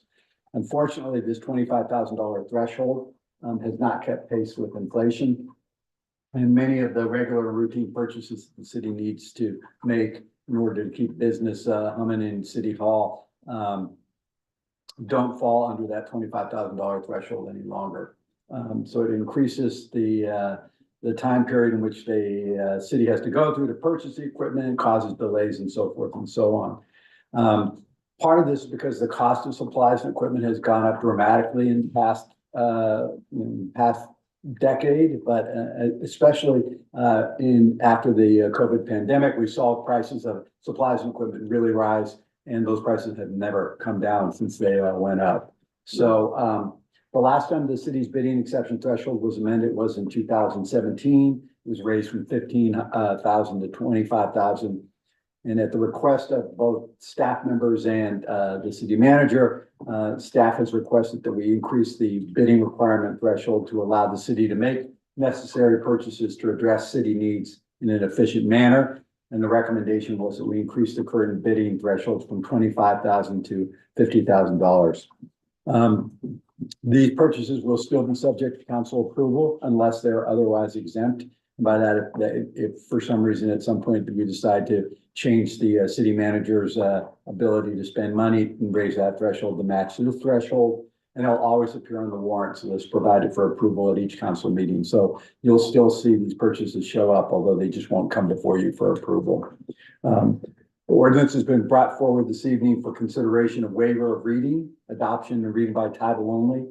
If introduced, oh no, that doesn't mean, that's from my old staff report. So basically, if it's approved this evening, it'll come into effect in 30 days thereafter. So we need to set a public hearing for the adoption of ordinance, which we did, notice properly. And so we need to go ahead and open that public hearing this evening, take any comments that we may have from any members of the public, any folks on Zoom, close the public hearing, and then consider taking action on the introduction of this ordinance.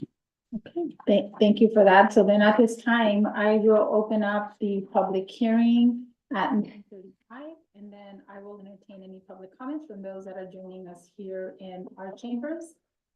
Okay, seeing none, I will take it out to the public for those that are joining us via Zoom. And I see no hands raised, so I will then close the public comment. And I will bring it back for council questions before we move on to council action. So I will start with on my left now with Councilmember Cabrera, if there's any comments or questions. No, there is no comment. Okay, Councilmember Sandro Sanchez? No. Okay, okay, so I do have a comment, and I think it's important, and I know that we're doing this to be able to streamline the bidding process, and we've had a lot before us. But I know that there's just to reiterate, we're still going to receive those as part of the report that the city manager provides to us in terms of any contracts that are entered that are over the $50,000 threshold. So I think that's what we had asked, or we had a discussion previously before it was brought to be able to ensure that we still see those contracts in her report. Yeah, that's correct. So you won't see, most of these will not be by they'll be purchase contracts, I guess. Is that what you're looking to see? So these are for purchase of equipment and supplies, not, consulting agreements or anything along those lines. So they'll always appear on the warrants that you receive, right, on a monthly basis. And then, I think that the city manager has been fairly diligent in letting you know about the substantial purchases of equipment and supplies, and will continue to do so. Okay, got it. So then it's not, anything that we have that has to do with public works contracts, that's still gonna come back to the council. Those still have to come for council approval if they are over the $50,000. So, so public works contracts fall under a different set of provisions that do require bidding. You can't get out of that. So this is just primarily for purchases of equipment and supplies. So for instance, if we need a vehicle or something along those lines, right? Unfortunately, even used vehicles are in excess of $25,000. So in many cases, so some of the purchases that we're going through will be streamlined, but like I said, you will still see them on the warrants list, and they'll be reported out to you. Yes, we purchased a new vehicle, or we purchased 5 computer terminals, or we purchased 20 tasers, or whatever the case may be. But those are the sorts of things that we're looking to be covered by this new provision. Okay, so we don't have, my concern was if there's anything that's gonna require a contract change order amendments, because we've had so many of those do not fall under the purview of the purchase and equipment. Those are different. Public works projects are still subject to bidding. They would fall under a totally different set of provisions that we brought to you and so forth. So. Okay, perfect. Then I don't have any questions. Then on that, that was my only concern. So with that, council, if there is no additional comments or questions, then I'll entertain a motion for approval of ordinance number 770. I move to approve ordinance number 770. Second. Okay, so I have a motion on the floor, Councilmember Ansaldo Sanchez with a second by Councilmember Cabrera. All in favor? Just for clarification, that motion is to waive read by title only, which the mayor has already done, correct? Yes. Okay. Okay. So we have a motion on the floor. All in favor, say aye. Aye. Any opposed? Any abstentions? Okay, so the motion carries with the 4-0-1. 4-0 and then 1 absent. And through the chair, and this will become active 30 days? 30 days, correct. 30 days, yeah. And Megan, I know you had mentioned this before, but you had walked out of the room. So with any of those, we're gonna see the warrants of the purchase of supplies, but any significant purchases, you still would provide some of that on your report to the council. Okay, thank you. So we'll move on to our next item of business. Now this is resolution number 6139, a resolution of the City Council of the City of Soledad retroactively approving an application for funding and execution of a grant agreement and any amendments thereto from fiscal year 2024, United States Department of Agriculture Rural Business Development Fund. And so this has 2, and resolution number 6140, a resolution of the City Council of the City of Soledad approving a professional service agreement between the City of Soledad and the Monterey County Business Council for procurement of consulting services for the completion of a feasibility study for the Soledad Container Village project. And so I will turn this over now to our Economic Development Director. Hi, I even have my little speech ready for you guys too.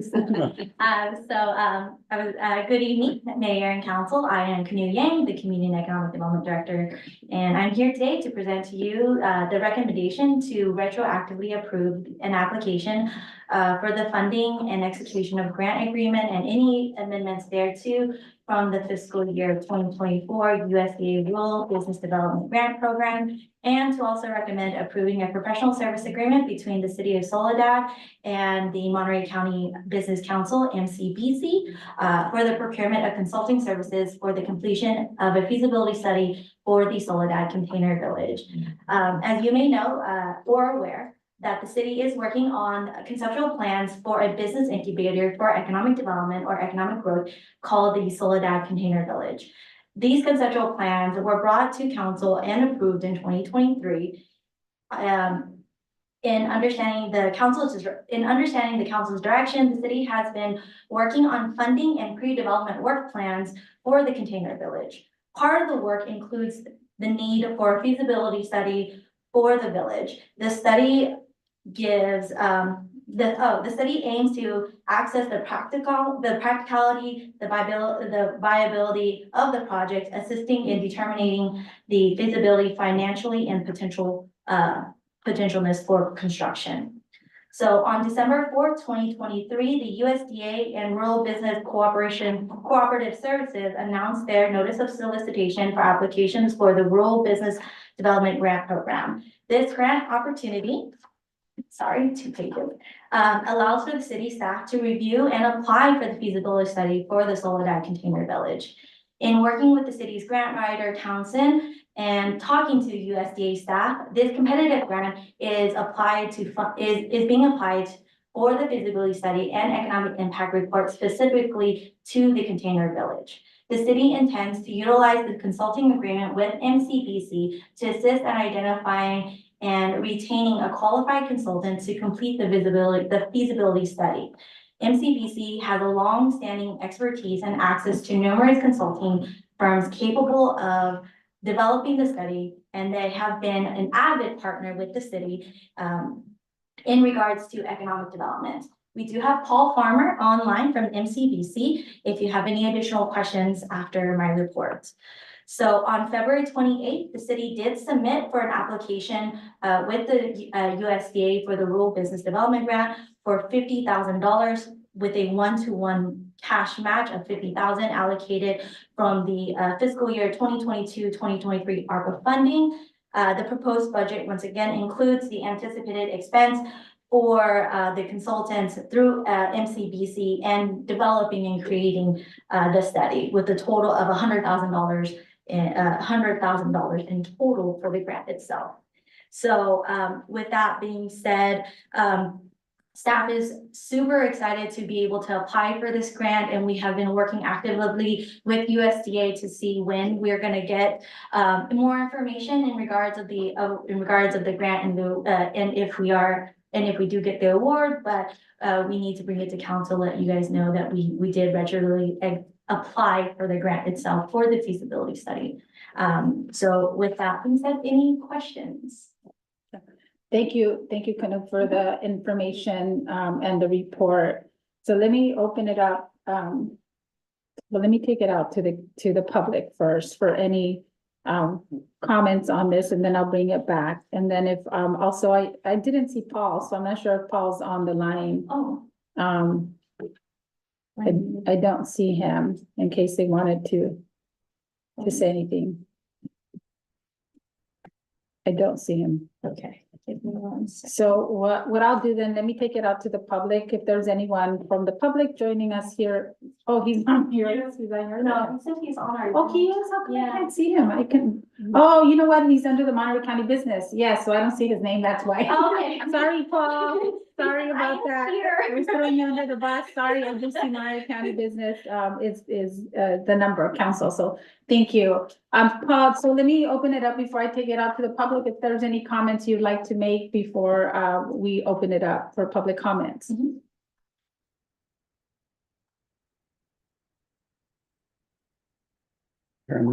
So Paul, can you hear me?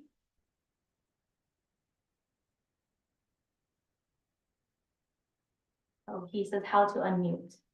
Oh, he can unmute, right? Can you, are you able to unmute? Yeah, I'm sorry, I don't have any.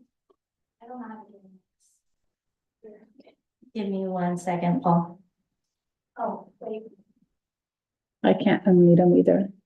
There should be an ask to unmute button. All right. Hello, can you hear me? Yes. Hey, all right. I've been listening to you all night, so thank you very kindly. Thank you for your patience. I really like the part about the discussion about all the stray cats and all the other. It's fascinating things to learn, you know. Anyway, I'll just say thank you very kindly for your time and your consideration. You all know that the Monterey County Business Council has been working in partnership with the City of Soledad's Economic Development Team, with the Small Business Development Center, with our South County Roundtables, which Mayor Velasquez participated in last month. She had the opportunity to speak with some consultants from a company called Cosmont, who have done some other work in South Monterey County, in particular with King City and others. And so they were here in June, late June, doing a tour of the city of Soledad with Megan and Canoe and Tencia. And so they're currently engaged in a study that MCBC and the Building Business Back program have them working on to identify void analysis and different types of businesses and stores that we can bring to the Soledad and the other counties in South Monterey County. So they've got some experience working with us. They've walked the physical site where the container village is proposed to be. And so I've reached out to them and had initial discussions about possibly having them take on this project when they complete the current project that we're working on. So we have reviewed everything that the city of Soledad is looking to get out of the study, and it's all listed in the proposal that we sent forth. So I think to wrap up my comments, I think we have a great relationship with your team. We work very hard to deliver on our promises, and I think we can help you get further along with our partners from Cosmont to help make the Container Village a reality. So that's my pitch. I'm available with any other questions if you have. Thank you, Paul. I really appreciate that. So what we're gonna do now is let me open it up to the public to see if there's any comments from the public, and then we'll bring it back to council for any comments from the council. So at this time, I'd like to open it up to those that are joining us here in our council chambers, if there's any comments. Okay, seeing none, I will take it out to those that are joining us via Zoom, if there's any questions or comments. Okay, seeing none, then I will bring it back to the council. And let me just start with Councilwoman Banuelos to see, and then I'll work my way this way. Any comments or questions for Paul or for Canoe? Canoe or Paul, I know that last year, you did mention that City Council did approve it last year for, you know, the container village, and then thank you for your time and your patience for, you know, applying for that grant. That grant that you had mentioned, what was that grant called? Because I missed that. So it's the USDA Rural Business Development Grant. And then is this grant available?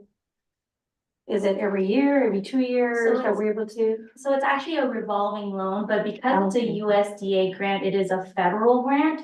So it goes through, it is a very competitive grant.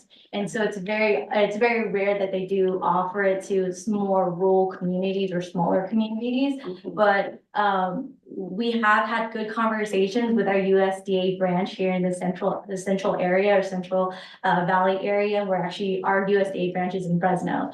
And when we talked to them about this feasibility study, they were very happy just because they've never gotten an application from Monterey County. And so we're looking pretty positive. That's what I like to say for this grant. But yes, it is technically a revolving grant. Okay, and just for that comment that you made, so we're kind of like one of the first for Monterey County? Yes, we're one of the first cities. We're actually one of the first cities in a while that has applied for this USDA grant. Okay, and then just one other thing, just to of course, just to be transparent for the community.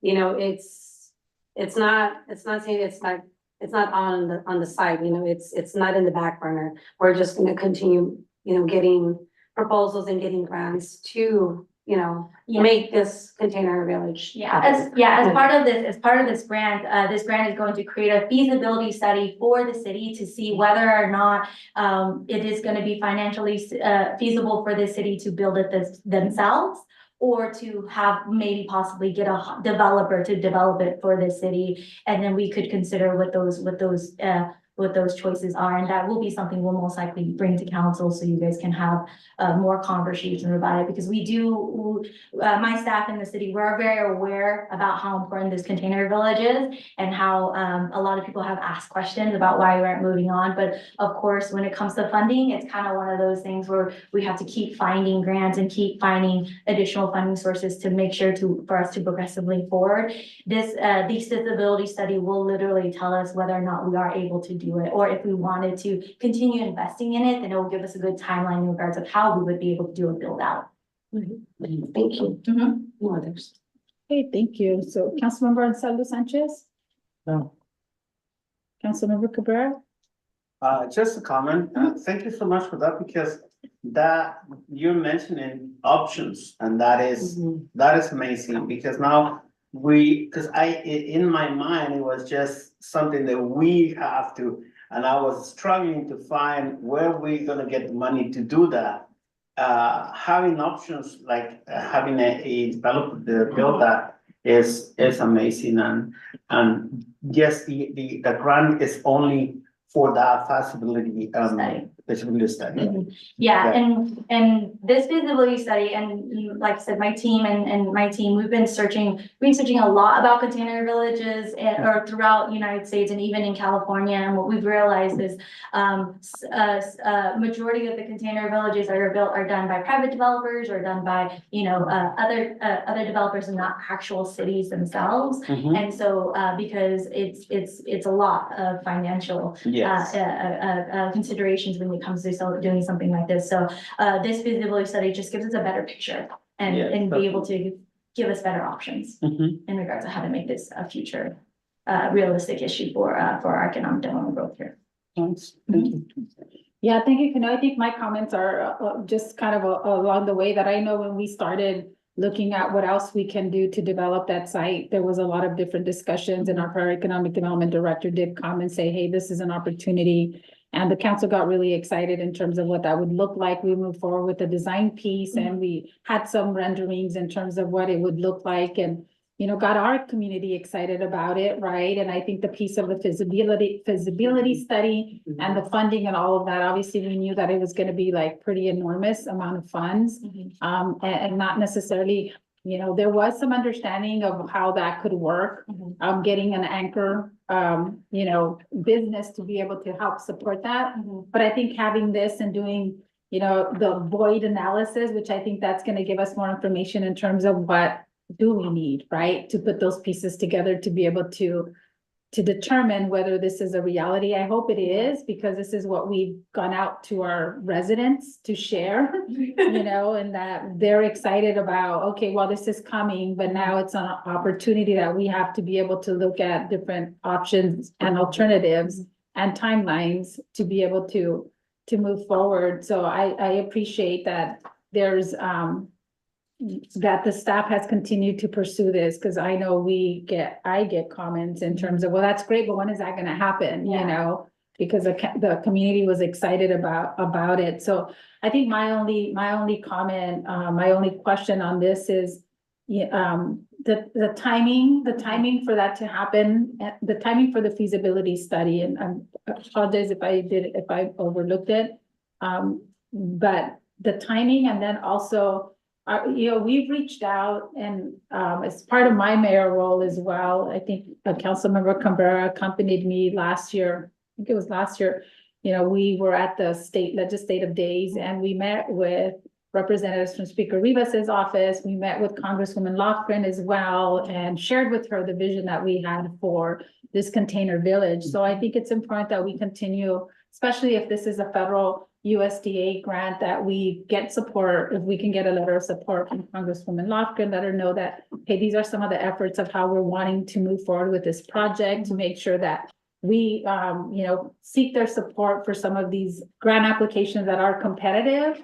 But I'm excited that we're moving forward with this and looking forward to what the feasibility study provides and how we can move this project forward and start looking at the funding for it, because it is gonna be pretty costly, and I think if it's something that it's feasible, it has a lot of promise and opportunity for our city. Yeah, and this is a great opportunity for us. We should hear more from USDA probably by the end of the month to see whether or not we have been awarded it or anything like that, but we will let you know. I will let Megan know, and then she can report that out to you guys in regards to that. So what's plan B if we don't get it awarded? So plan B is we are looking at seeing if CDBG may cover it as well. And so through the chair, I think, we do actually have funding set aside through ARPA. For the container village, so we would just, we're actually, the match is $50,000 from ARPA, but if we don't get the grant, we would just use 100,000. If we do get the grant, then we have other costs that we can reprogram towards, as some folks know about the community center, the broken pipe. So there are other, it will help us with some other projects that are, council priorities, so. Okay, so either way, the plan B would be we still move forward with the feasibility study. Yeah. But if we get the grant, obviously that's a better option. So, Yeah. okay, perfect. Well, thank you. So I don't have any additional questions or comments. So council, I'll entertain a motion to approve resolution 6140 if there's no further comments or questions. I motion. Oh, Well, wait, is it? Sorry, Yeah. do we have to do both at the same time? Yeah, or sorry. separate? Yeah. So it's separate. Do we need to do it to 6139? One was the retroactive, Retroactive. and the other one is the actual, approving the professional services agreement. services. No, I think you can do those both together. Okay, so then I'll entertain a motion for approval, resolution 6139 and 6140. Okay, so there's a motion on the floor by Councilmember Cabrera, and I'll take a second from, Councilwoman Bañuelos. So all in favor, say aye. Aye. Any opposed? Any abstentions? Okay, so motion carries on a 4-0-1. Thank you guys so much. Thank you, and thank you, Paul, for staying with us and listening to our dilemmas with stray cats. Thanks, Paul. My pleasure. Thank you all. Have a good evening. Thank you. Okay, so we'll move on, council. We have two more items on our new business. Ordinance number 771, an ordinance of the city council of the city of Soledad increasing council compensation. We have a staff report and we have an ordinance text, and I will turn this over to our city attorney. Who's wondering why he got stuck with the last two items on the agenda. But in any event, state law regulates the amount of compensation. We've actually sort of had parts of this discussion before, but just as a reminder, state law regulates the amount of compensation that can be provided to council members. And as we previously discussed, Senate Bill number 329, which was adopted in the latter part and signed into law in the latter part of 2023, allows a significant increase in council compensation for the first time in almost 40 years. The last adjustment to council compensation here in Soledad was in 2012. That was a temporary reduction in salary that was taken in light of the financial straits that the state found itself in. So it's been quite a while since there's been any adjustment to the compensation by the city at the city level and at the state level, like I said, in almost 40 years. According to SB 329's author, the salary increases authorized by the new law are designed to address three issues. One is recent inflationary increases and economic realities. Although I guess I'd argue that since you waited 40 years, it can't just be recent. I mean, it's covered a long period of time. Secondly, to enable city council members to balance their careers and personal obligations with the calling to serve their communities. And the third is to provide incentive for members of marginalized communities to provide public service to the city. Under AB 329, council compensation can be adjusted in a number of ways using several different formulas. We discussed these issues at a previous meeting, and on all the options in detail in May. And the council showed a preference for a salary increase based on population. Didn't make a decision then, but just showed a preference for that particular, that method of increasing compensation. Per the provisions of SB 329, the new maximum salary established for cities with a population of 35,000 or less sets the salary for council members at $950 per month or $11,400 annually. And the salary for the mayor would be $1,050 per month or $12,600 annually. The mayor, by our own ordinance, gets a stipend of $100 per month more than the other sitting council members, just in recognition of the many extra activities that she has involved in her role as the mayor. Currently, city council salaries are, council members receive $512 per month or $6,144 annually. And for the mayor, it's $612 per month, $7,344 annually. And that's a combination of, for the mayor, of both the Soledad Municipal Code and the government code, the previous government code.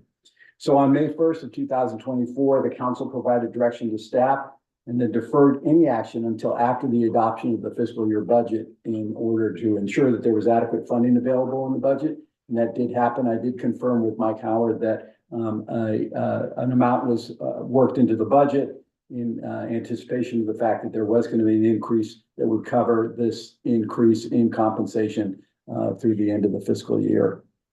So an ordinance effectuating that adjustment has been prepared by staff, i.e. me, is before the council this evening for waiver of reading, introduction, and reading by title only. If introduced, it will be brought back for consideration of adoption at the meeting on August 21st.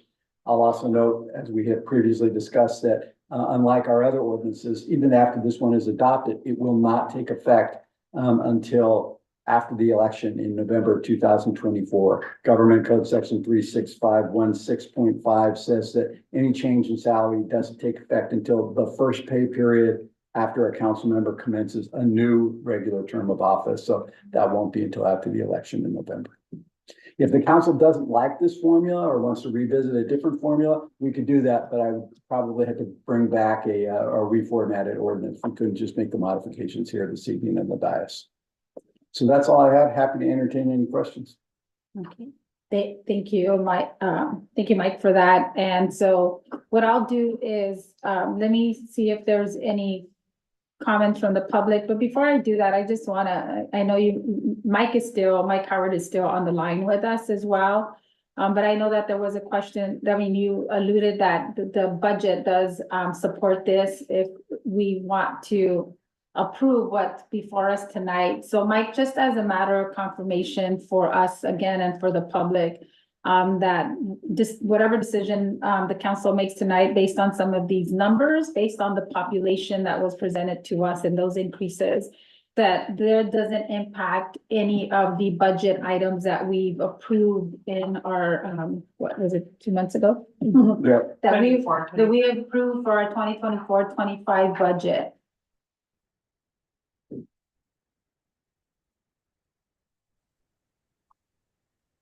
Yeah. Yeah. Okay. Can you hear us? Hey, Mike. Okay. Yes, that is correct. The budget was built in anticipation of some action at some point before the election. And so I have built in a budget for a council increase for the remaining or for 7 months of the fiscal year. Okay, perfect. Thank you. Okay, so what I'll do then, thank you, Mike, for that, for that confirmation. So I will take it out to the public that is joining us here in our chambers. If there is anyone from the public joining us that wants to make a comment, so seeing none, I will take it out to those that are joining us via Zoom. If there's any members of the public, and I don't see any, so I will bring it back to the council. If there's any final comments or questions on the resolution, the ordinance that's before us, and I will start with Councilman. I'll start with Councilwoman Bunales. I already did first, so you'll go. I'll go first. Just Okay, well. No, I don't have any questions. Oh. Okay, Councilmember Anselmo Sanchez? Yeah, I just wanted to just restate, I guess, what I stated at a previous meeting, this is to, raise the council member salaries, and I just want to say that I think it's important just to consider all the work that we do. We attend meetings, committees, conferences, other events as part of council duties.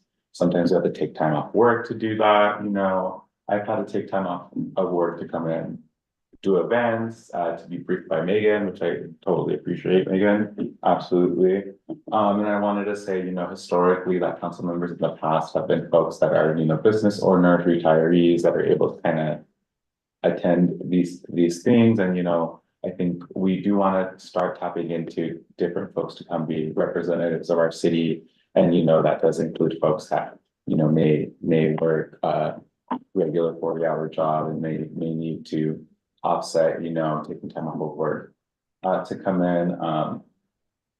And I think too, the amounts when they're given as percentages, they might seem a little, I don't know, for me, a little like misleading, right? Because if you say 5% of like $500, it's not really that much, and when you put it into context. So I just wanted to kind of say that note as well. I will be more inclined to just go ahead and do the maximum, because we don't know when the next time we'll be able to do so. So that would be my recommendation. And yeah. That's it for me. Okay, thank you. Councilwoman Vanillas, Councilman. You know what, I just want to echo what Councilmember Salzman mentioned, but then also just what was brought up to with us, with our city attorney in regards to compensation, 40 years, Not only that too, we do a lot, and me driving from Monterey, I don't mind doing that. It's the compensation and stuff, so. That's all I have to say, because he said it all too, so I'm going to echo it. Okay, thank you. Thank you, Councilmember Banuelos. Mike, I just want to say thank you. I think you did a good job in articulating why, the history of it. So I just want to make sure with our residents, because I know there was prior discussions, and also with our, with our employees. And I can say this because I've been a public employee for, I worked for the city of Salinas for 20 years. Also as a city employee, and being now in these duties as part of the council, it really is different. We have a lot, and I think, as was mentioned, it's not only coming to the council meetings, but it's also the time that you have to prepare. And yes, we're public servants, and we do this not because, we expect compensation. We do it because we have a love for our community, and to be able to make changes and to be able to support our residents. But also, I think we had a long discussion last time about bringing in and being more inclusive and having more people have a seat at the table. Historically, as was said, we don't have, unless you're retired or, you have the means to be able to do this. That's been kind of the past history, but, to be able to bring more people, have a seat at the table, and really allow for more opportunities for our residents that traditionally have not had those opportunities. It does make a difference when, they're not, obviously, nobody's going to get rich of being a public servant or being a city council member. So I just want to make sure, that's stated, because we're not doing this. I mean, the amount of money that we're provided, we're not going to get rich out of it. But I think it does help when we talk about, wanting to make sure that we have more representation in terms of our seniors, right? That may be on a fixed income, that can be here with our veterans as well, with our working moms or dads that have childcare needs, right? And it does support. So we're hoping that with this, we're able to help others come and be part of the discussions and have a seat at the table to be able to be more inclusive, and have more voices that really represent all the different components of our residents. So I want to just to make sure that I reiterated that, because I know we had a lot of conversations about why, and, you know, the feelings of, hey, we're public servants, we're supposed to be not doing this for the money. Again, we're not doing this for the money, we're not getting rich off of it.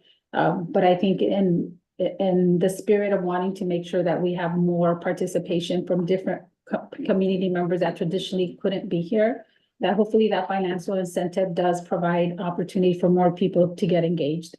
So those are my comments, and I just want to thank staff for bringing this forth and putting this together. I know we've had several discussions about it already, so with that, I will entertain a motion to approve ordinance number 771. I entertain a motion to introduce ordinance number 771 with the recommendation for the maximum allowance from SB 329 and waive title. I don't know the rest. I'm sorry. It's just waive, read by title only and waive reading. In the old days, you used to have to read the entire ordinance into the record. So they came up with this great way of saying, we're just going to use the title of the ordinance and not have to read the entire ordinance. So just a formality, but saves a lot of time. Yes, I will.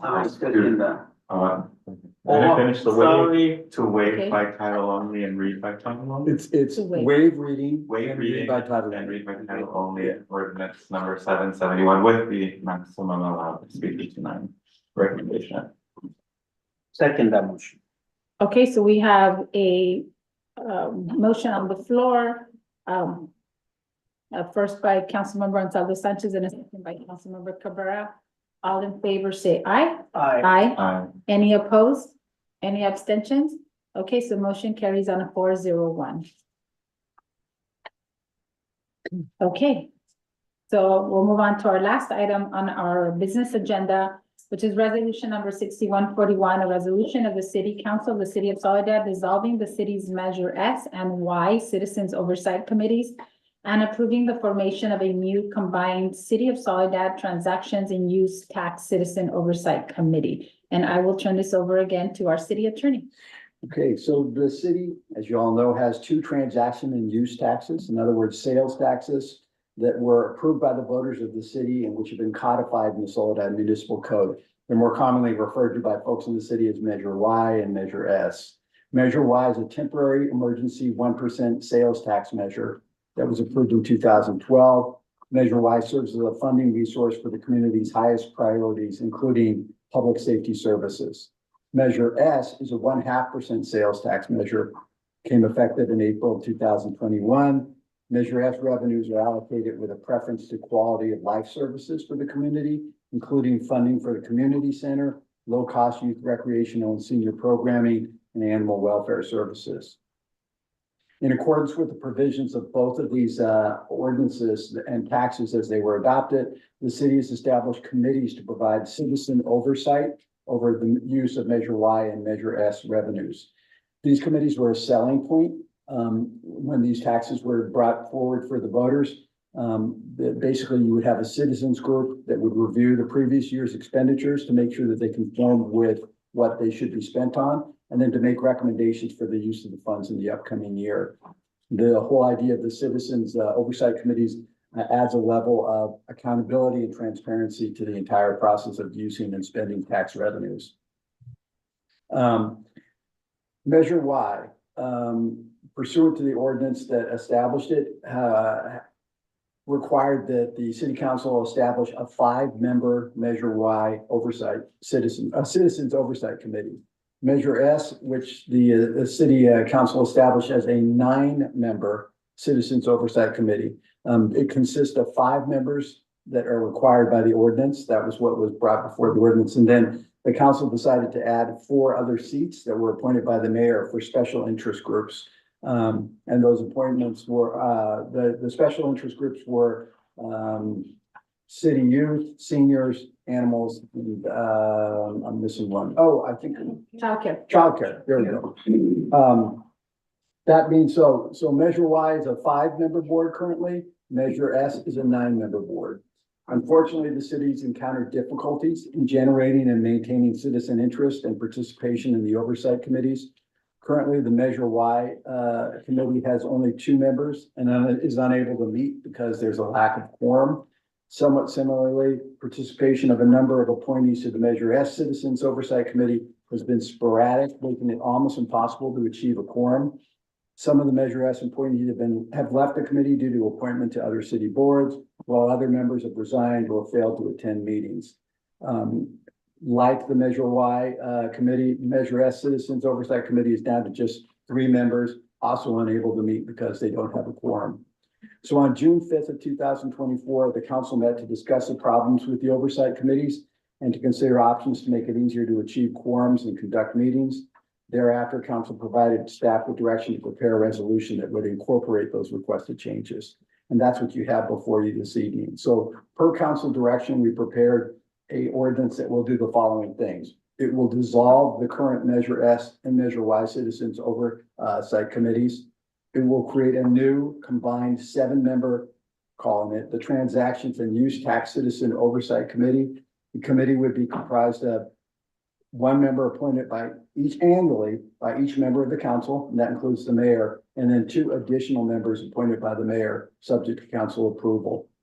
While the council is encouraged to include citizens with specialized knowledge and willingness to represent the interests of senior services, animal service, childcare services, and youth council, they're not obligated to make those appointments. Encouraged to, because there was a previous need expressed and desire to have those groups represented, but we've also recognized that for whatever reasons, sometimes those designations have served as an impediment to actually getting appointments made to both of the or to the Measure S committee. So the new combined committee would have oversight over the revenues received from both Measure S and Measure Y, but would prepare separate recommendations. So essentially, they would have just this dual function. They would take care of all the business related to Measure Y, and then they would take care of all their business to Measure S. It would just be done under the umbrella of one committee at one set of meetings.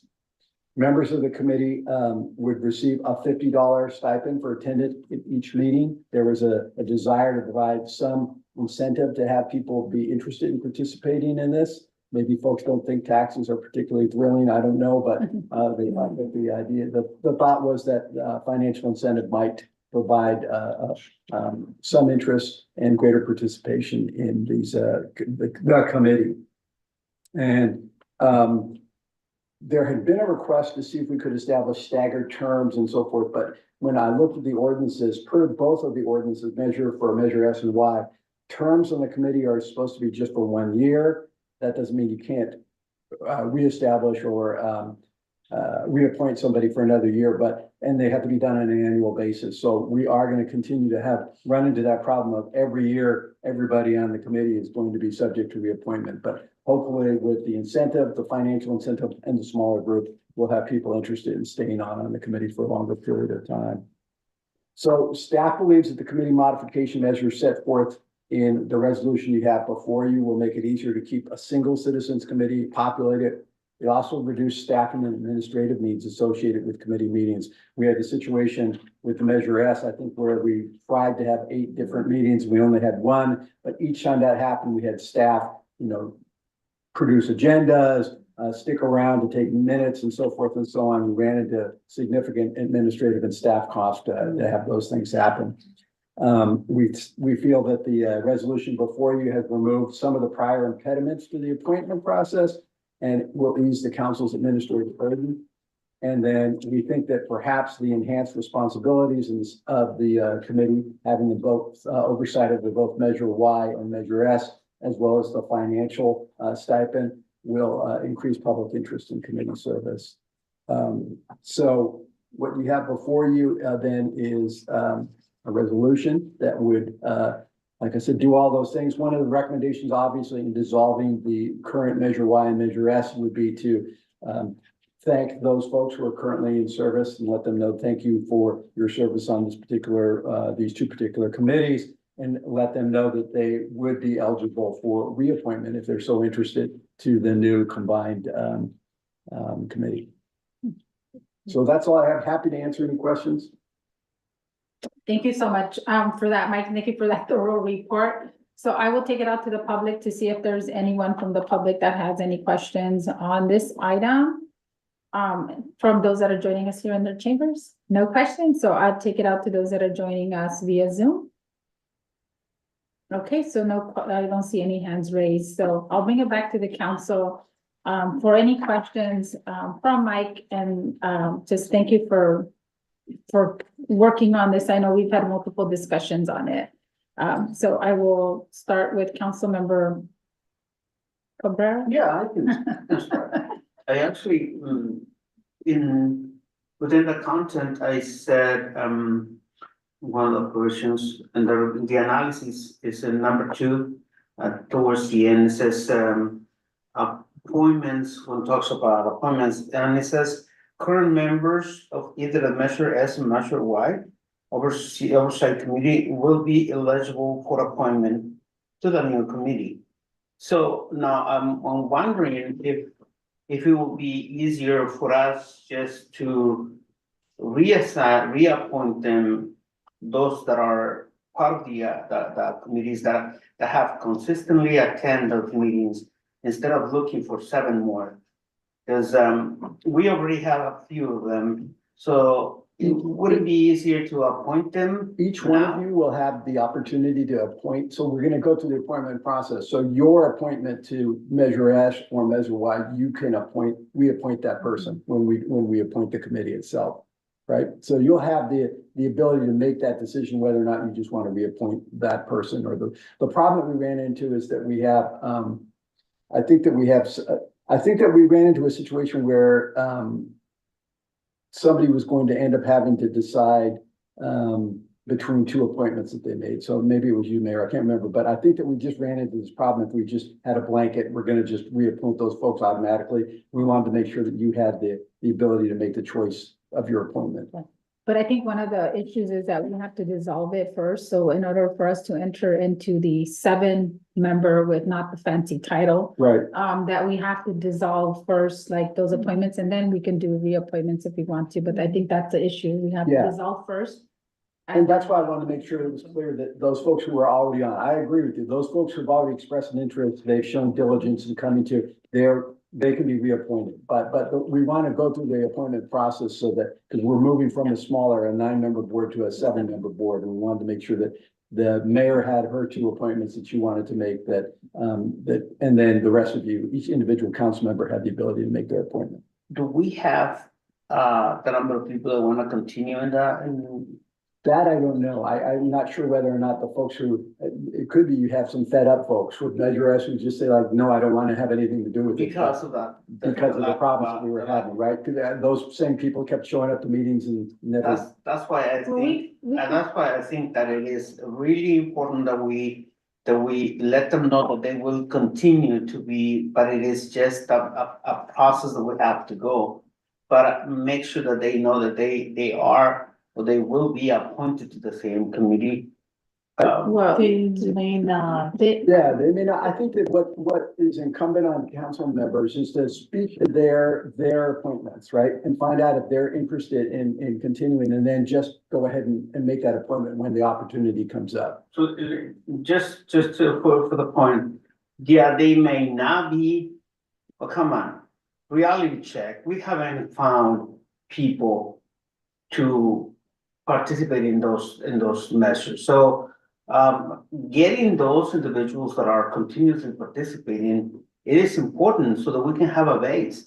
Otherwise, we're going to start from the beginning. No, so but we're not excluding those people. We're just saying we had to dissolve the committees, right? And then we have to form the new committee. And in order to form the new committee, the council members need to make their appointments. So it's a procedural item, and then we come back and. So if we reappointed the folks who are already on, how do we decide who gets to make the other appointments, right? So if we reappoint the 2 people that are on there, do we decide then the other? I mean, we have different council members too that made the appointments. It started to be too confusing. So for ease of action, we just decided, let's dissolve the existing committees and then let's allow the council to reappoint the 7 members to the committee. And nothing prevents any and all of those people, I think, from participating if they're interested in doing so. But now each council member will go back to the people that you appointed to ask if they want to be reappointed. And then when the reappointment process happens, they can be reappointed if that's what they want to do. So for instance, if you had appointed somebody to Measure Y and you had appointed somebody to Measure S, you'd only get one appointment, right? So you can't appoint both of those people automatically to the new committee. That's why my insistency, if we don't, because I don't remember, I think I appointed somebody for Measure Y, but I don't know if that person continues to be there. That's why I was asking. No, so I mean, so that was the problem that we ran into, but you know, we'll have a pool, we'll have the names of the 4 people or the 5 people that are interested right now. And I mean, you guys had a hard time, I think, also finding people that were interested, right? I mean, I remember there was a process, there was a number of times people said, well, I'm still looking, I'm still trying to find somebody interested. We'll have 5 interested people on being on the committee, so you should definitely take a look at those names. We'll provide those to you. Okay. May I ask an example? I'm just gonna throw an example really quick. Let's just say Darlene's in my Measure S. Mhm. And so of course, we're dissolving both committees, and then of course, she has to reappoint, well, I'm gonna appoint her again to the new committee. Is that Mhm. correct? Right? You're just using her as an example. Yeah, I'm just using her as an You don't example. have to, if you Okay. don't want to. You have the freedom to Okay. appoint anybody you want to, but the thought is that we have folks who are had participated previously and may still be interested in doing this, so. Okay. So let me go back so we can finish off Yeah. the conversation by going through each of the council members. So so let me finish off and Councilmember Cabrera, are you done with your questions? Yes. Yeah, okay, thank you. Then Councilmember Anselmo Sanchez? Yeah, I just wanted to reiterate the points that Mike and Megan and Anna have said, so we will be receiving these folks' names. I never appointed anyone, Eva hasn't appointed anyone. Right. I understand your concern, but I would like to see the list of these folks, and I would like to know who appointed them as well. And then maybe we can move forward from there. I'm sure that they're all really great folks, but this is a process that we have to do, we have to solve. And it's a transparent process, you know, we can't just say you're all automatically in because we're all elected here and we all need to make we're all council members, and so we do need to have that due process of us being able to have an appointment. And with that being said, I yield my time. Okay, so we'll move on. Thank you, we're in Congress. Again, we'll move to Councilwoman Manuelos, your comments? Just my last comment, because of the lack of quorum on both committees. And I know that I speak to a couple of people that I point out like that I think they may have a good interest, but their concern is, of course, we all work. So I know that when I was part of Measure Y, we would meet every 3 months, every 4 months, or quarterly, but are we trying to have the new committee meet every 3 months, quarterly? I mean, it's just the specifications. Through the chair, generally it's quarterly, but there may be an additional meeting to discuss recommendations for the budget. You know, so right around that time, depending on how the conversation goes, that may be. Okay. There might be a 5th meeting, but generally it's quarterly. Okay. Yeah, one of the recommendations was to have an onboarding meeting so that folks that get on board would actually know what's going on, what their expectations are and so forth. We can go over the set of regs and the duties and so forth that are set forth in the resolution, but so that may be just an initial meeting they would have, so everybody would be clear as to what they were supposed to be doing, so. Okay. And then my last question, because of being transparent, because I know that they're gonna listen to this meeting again. Can you explain what the importance is of Measure S and Measure Y so that we can combine those 2 committees together? And I guess I'm stressing the importance that we need for this committee. Well, the importance of the committees is, this is the way that the ordinances were adopted and passed by the voters. So when these taxes were put before the voters in order to provide some incentive to have people say, look at this favorably. We said, the money, the tax revenues that are being raised are not going to be just spent in some vacuum and without any of your input. Instead, we're going to have this oversight committee that's going to make sure that the money has been spent properly.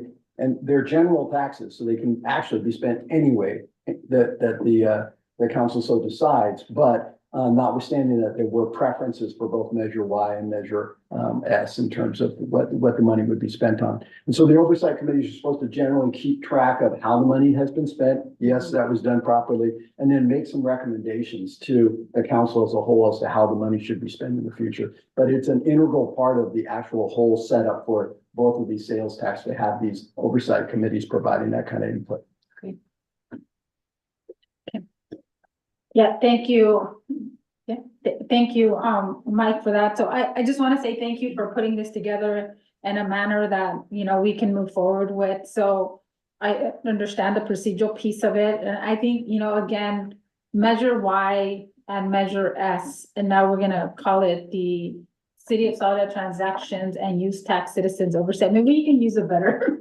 It was, Shorter, like more. no, I like just how long it is, and it takes you 12 words to say the title, but I took out Measure Y and Measure S. And you know, it's Y and S, so we can call it the Yes Commission. Yes. The gas commission. Something more attractive, but thank you for that. I think it's really important, and this is a really important committee, and you know, as a taxpayer, when we approve these measures, it's important because there was that oversight portion of it to have an oversight committee, and I voted for it because there was gonna be an oversight committee, so to be able to combine both, you know, we've had a hard time, and I felt really bad that this last budget cycle, typically the committee comes and makes a recommendation to the council. We've had that for the last couple of years, and because we have not been able to obtain quorum, it's been really difficult, and I think that's, you know, we lose that participatory portion that's supposed to be that oversight committee to make the recommendations to the council in terms of some of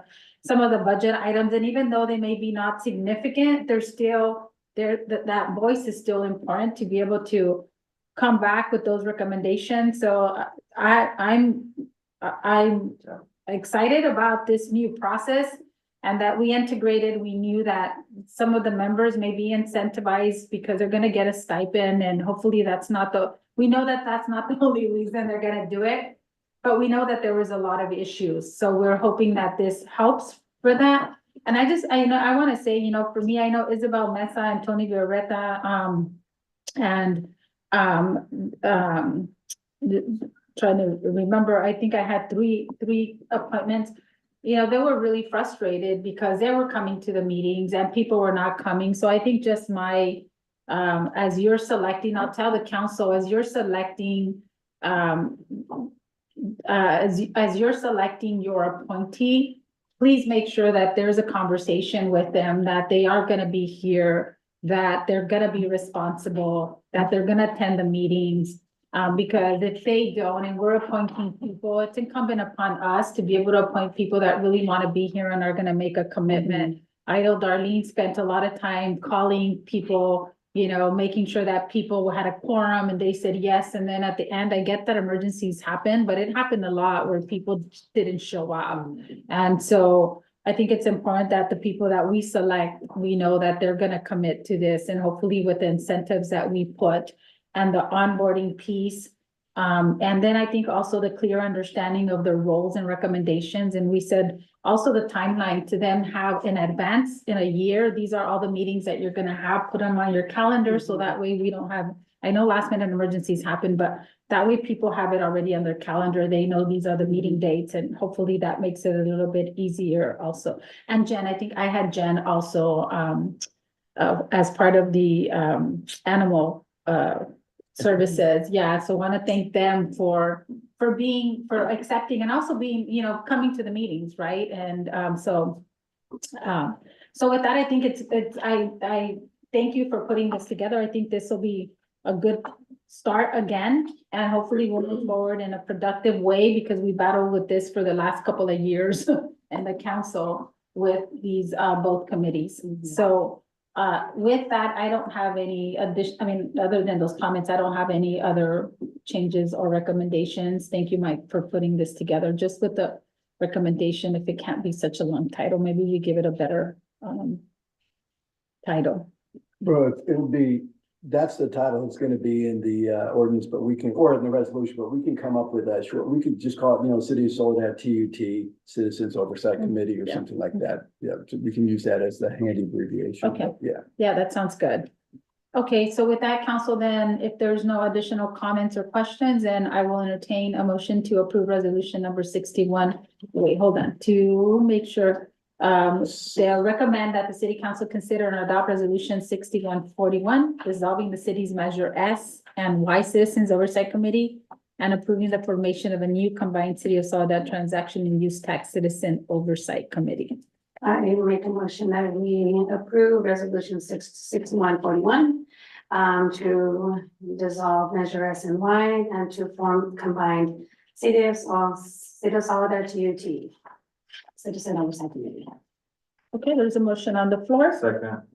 And there's a second by Councilmember Ansaldo Sanchez. So all in favor, say aye. Aye. Any opposed? Any abstentions? Okay, so motion carries on a 4-0-1. Thank you. Whew. Okay, council, we're almost at the end. So let's move on to our next, thank you, everyone. Let's move on to our mayor's announcements and acknowledgements, and then we'll move on to our council announcements. I just have a few. I had we have a standing meeting. I have a standing meeting with Megan on the 18th of July, and this is again just our review of critical related matters and concerns of the city. And then on the 20th, I was invited to be part of the Latina Professionals Network event, discussing my role as a mayor for the city of Soledad, just challenges and opportunities. And on July 22nd, I was able to go to the First Five Commissioners meeting to be able to present the proclamation honoring First Five for their support of families in Soledad and South County regarding childcare. So we had presented this proclamation in the council. They weren't able to receive it. So they requested if I can go to be able to present it, and I did. So that was thank you to the First Five Commissioners. And on the 30th, we had MST Board Ad Hoc Committee meeting with Senator John Laird and Assemblywoman Dawn Addis. And the meeting was to discuss the concerns with the Coastal Commission staff report on the SURF project, which is a big project for MST. And then on the 31st of July, we had a special city council meeting approving the emergency funding for repair of well 9 and discussing the concerns with well 6 and well 10. And on the 2nd of August, we had a meeting with the Monterey County mayors. There was a presentation by Sheriff Tina Nieto, who was there, who talked a lot about what they're doing as part of the Sheriff's Department, and also talked about the good relationship that is had now with the South County police departments, and looking forward to being able to make sure that there's more collaboration with our police department and with our sheriff's department as well. And on the 2nd of August, we had the ribbon cutting. I participated also on the same day on a ribbon cutting for New Perspectives, which is adult daycare program in Greenfield. They invited me to attend as the mayor to celebrate the ribbon cutting, and also I have a younger sister, as you know, that has a developmental disability, who's part of the program as well. So this is the first center, the first adult program that is a partnership with San Andreas Regional Center in South County. So which is really exciting that that's in Greenfield. So we're excited about that. And on the 6th, I attended the Soledad Police Department yesterday, National Night Out event. So congratulations to all of our police department and to all of our community members that came out.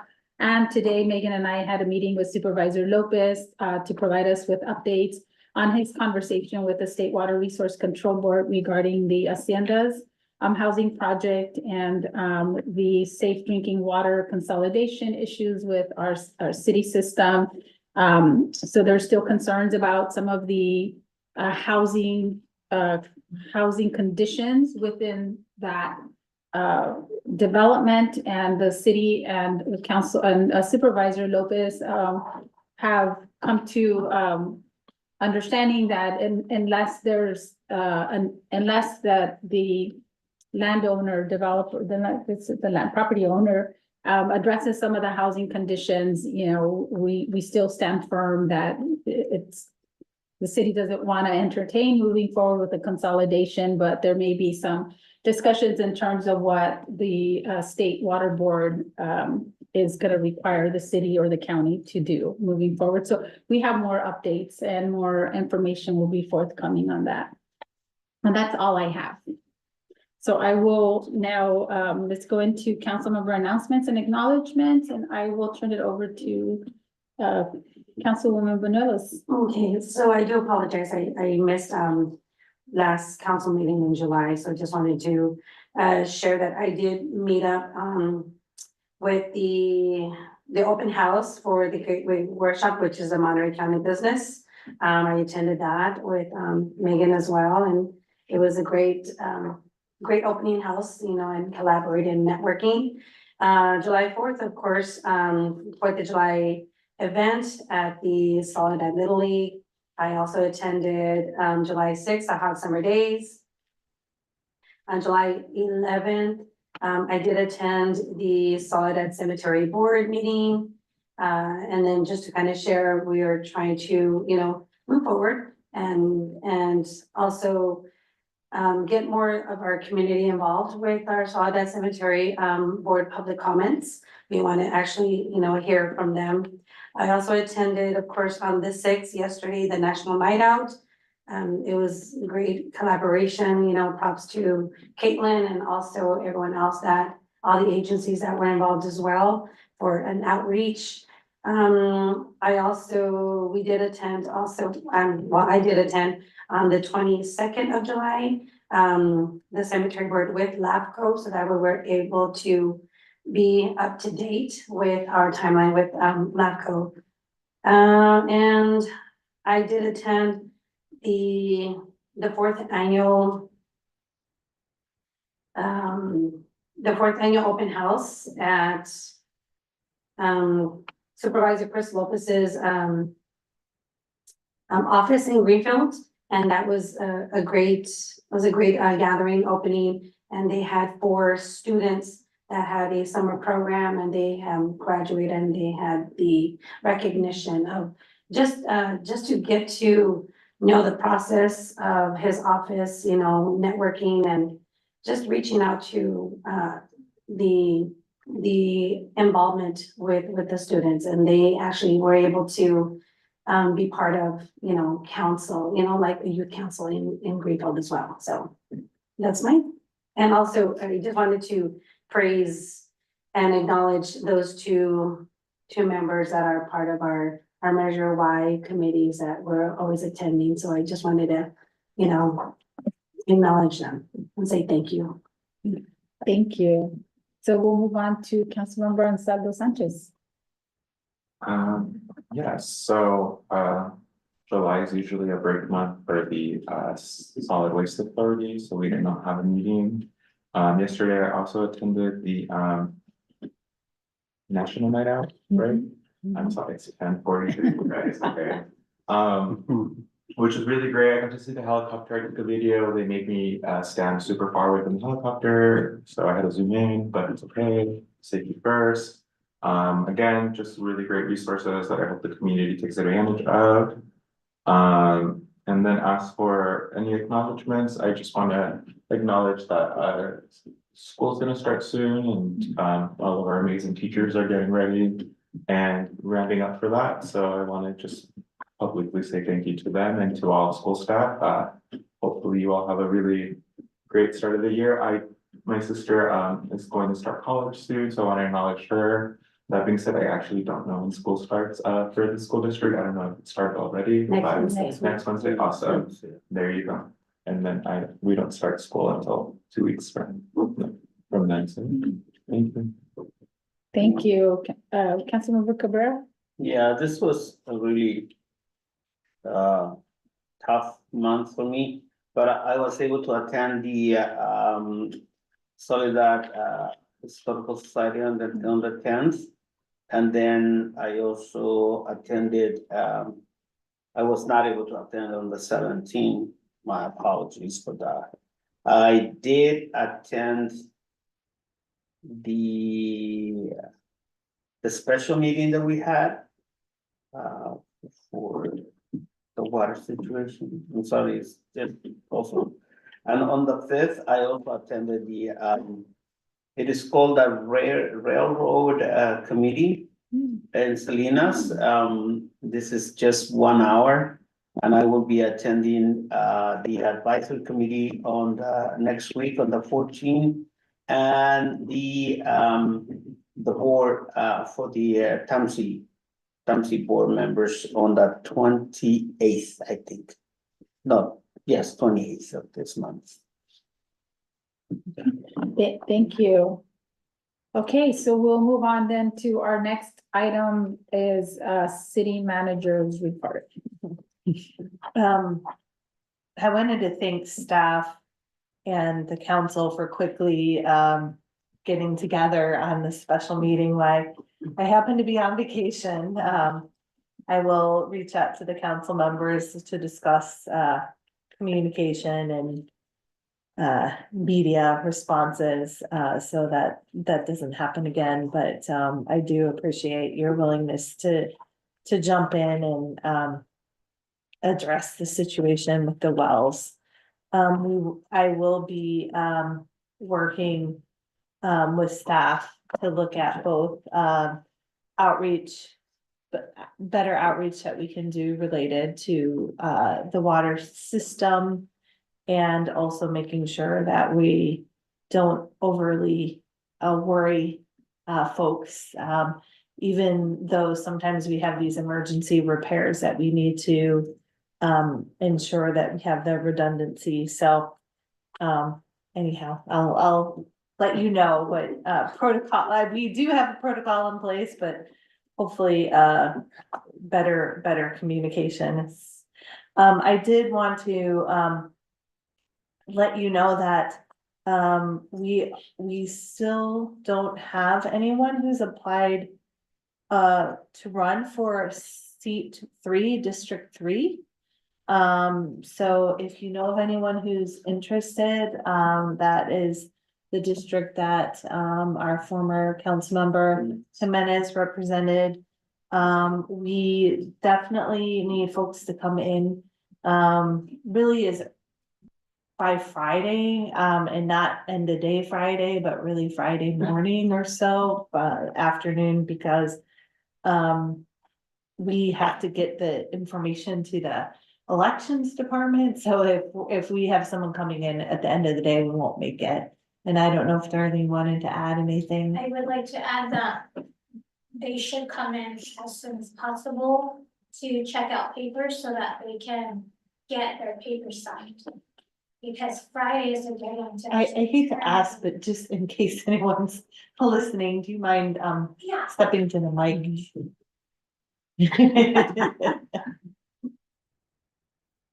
So if they should come in as early as possible, even as early as tomorrow, either call me or email me.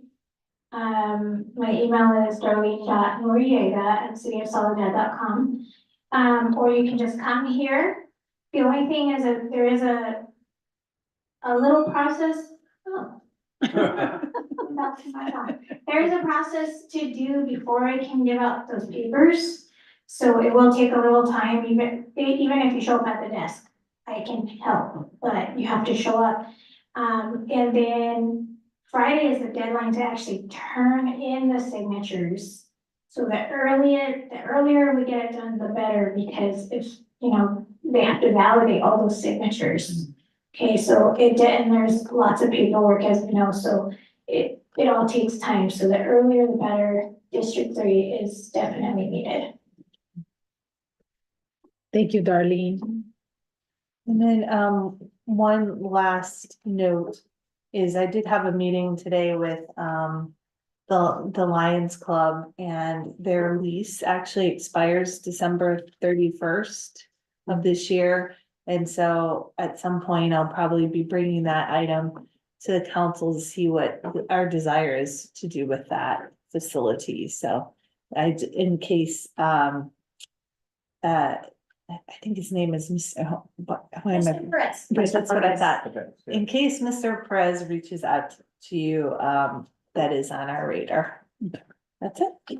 Thank you, Megan. So we'll move on then to our future agenda items, and I'll start with Councilmember Cabrera. I have, I would like to see, an update in the subcommittees. Just because I haven't, I believe we have one for the council members, rules and procedures, and we haven't had, at least, I think that we put, deadline for August. We're in August and I haven't heard anything. And also something, maybe I create a way to report from every subcommittee that we have, because we didn't get information from the that the apartments. So we never got the information from the apartments before we voted for the housing in Yeah, so,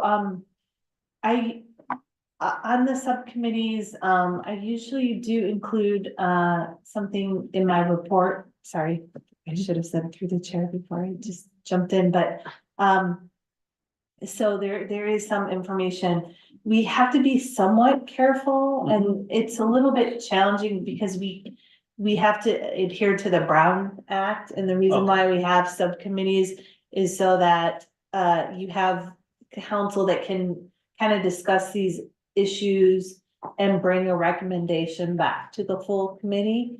But we can maybe within our staff reports do a little bit of a better job of explaining what the subcommittee feedback was, and that it did go to the subcommittee. But that's, I want to avoid a serial meeting by discussing with each person what has happened and then of violating the Brown Act. Yeah, and I think just to add to that, I think we did, I don't know if I reported it in the last meeting. I'm gonna look for my report. But I think I do add, like, when we have our subcommittees, because we did meet once already with the subcommittee on the council policies and rules. So we did look at some of the recommendations, haven't finalized all of those, but we do have another scheduled meeting. So we have met to be able to look at some of the changes. So, yeah, so we're hoping, I know it's already August, we're hoping to meet the timeline, but we did meet. And so, yeah, I think I'll make sure that I specify that when I'm doing my council report, so that way you guys know it's the ad hoc of the policy committees, but I thought I had put it on my last report. Yeah, thank you. So, anything else, Councilmember Cabrera? No. Okay. Councilmember, sorry, it's Councilmember Ansaldo Sanchez, I'm tired. Yeah, I would really like to see a conversation of how we can let folks know about the district elections that are starting in November. I know folks have questions about what district they're in, and I don't know if we can have some sort of interactive piece or if we need to slay. Thank you for letting me know. And then also, again, just candidate forums as well. I also recall a few meetings ago that the mayor wanted to explore a legislative ad hoc committee. I would still like to have that conversation. And then finally, I just wanted to reiterate my. That's good. Okay. Yes. Okay, and then finally, I want to also just reiterate my interest in having a conversation about a possible rent ordinance in Soledad, as well as having the city partner with other folks to have renters' rights workshops. And that's it. Okay, thank you. And just, we will be having, so you know, that we will be having the legislative ad hoc committee discussion in our next council meeting that we have. Councilmember Banuelos? None. Okay, and I don't have any future agenda items other than I think the ones that I've had on my books. But I don't, I mean, I don't have any right now. I think we have a lot of some of the other items. But I do want to make a comment. I know that I want to tell the public because I have a city phone that I just received. Usually I always use my own personal phone. I've been using my own personal phone and phone number for community contacts. But I do have a new phone number, so you can feel free to call me in my old phone number. But I will want to make sure that, for me at least, because it is a city phone and it is public funds and public dollars, if we can please include our phone numbers on the city website. I think that's important because we need to be transparent. So yes, thank you. It's underneath your profile, they have all your contact for all the city council. Okay, awesome. Well, thank you so much. I just want to let the public know that I have a new number. You can call me there. You can call me my own number. But thank you. Okay, so we'll move on then. If there's. I just have one reminder to the council, and that is that we agreed that we are going to be starting the next meeting early at 5:30. And we're gonna have a closed session that's gonna run from 5:30 to 6:30. That's when we're gonna be doing the evaluation of the city manager. On that note, sorry, Mayor, could we bring back getting calendar invites? I think that'd be really beneficial for meetings. Yeah, I thought it was happening, but I'll make sure. I didn't do that for the regular meetings. Should we would Okay. You did for the special, so thank you. I Yeah. appreciate you. Yes. Okay, so we'll make sure that those are then calendared, so we have okay, then with that, if there's no further agenda items,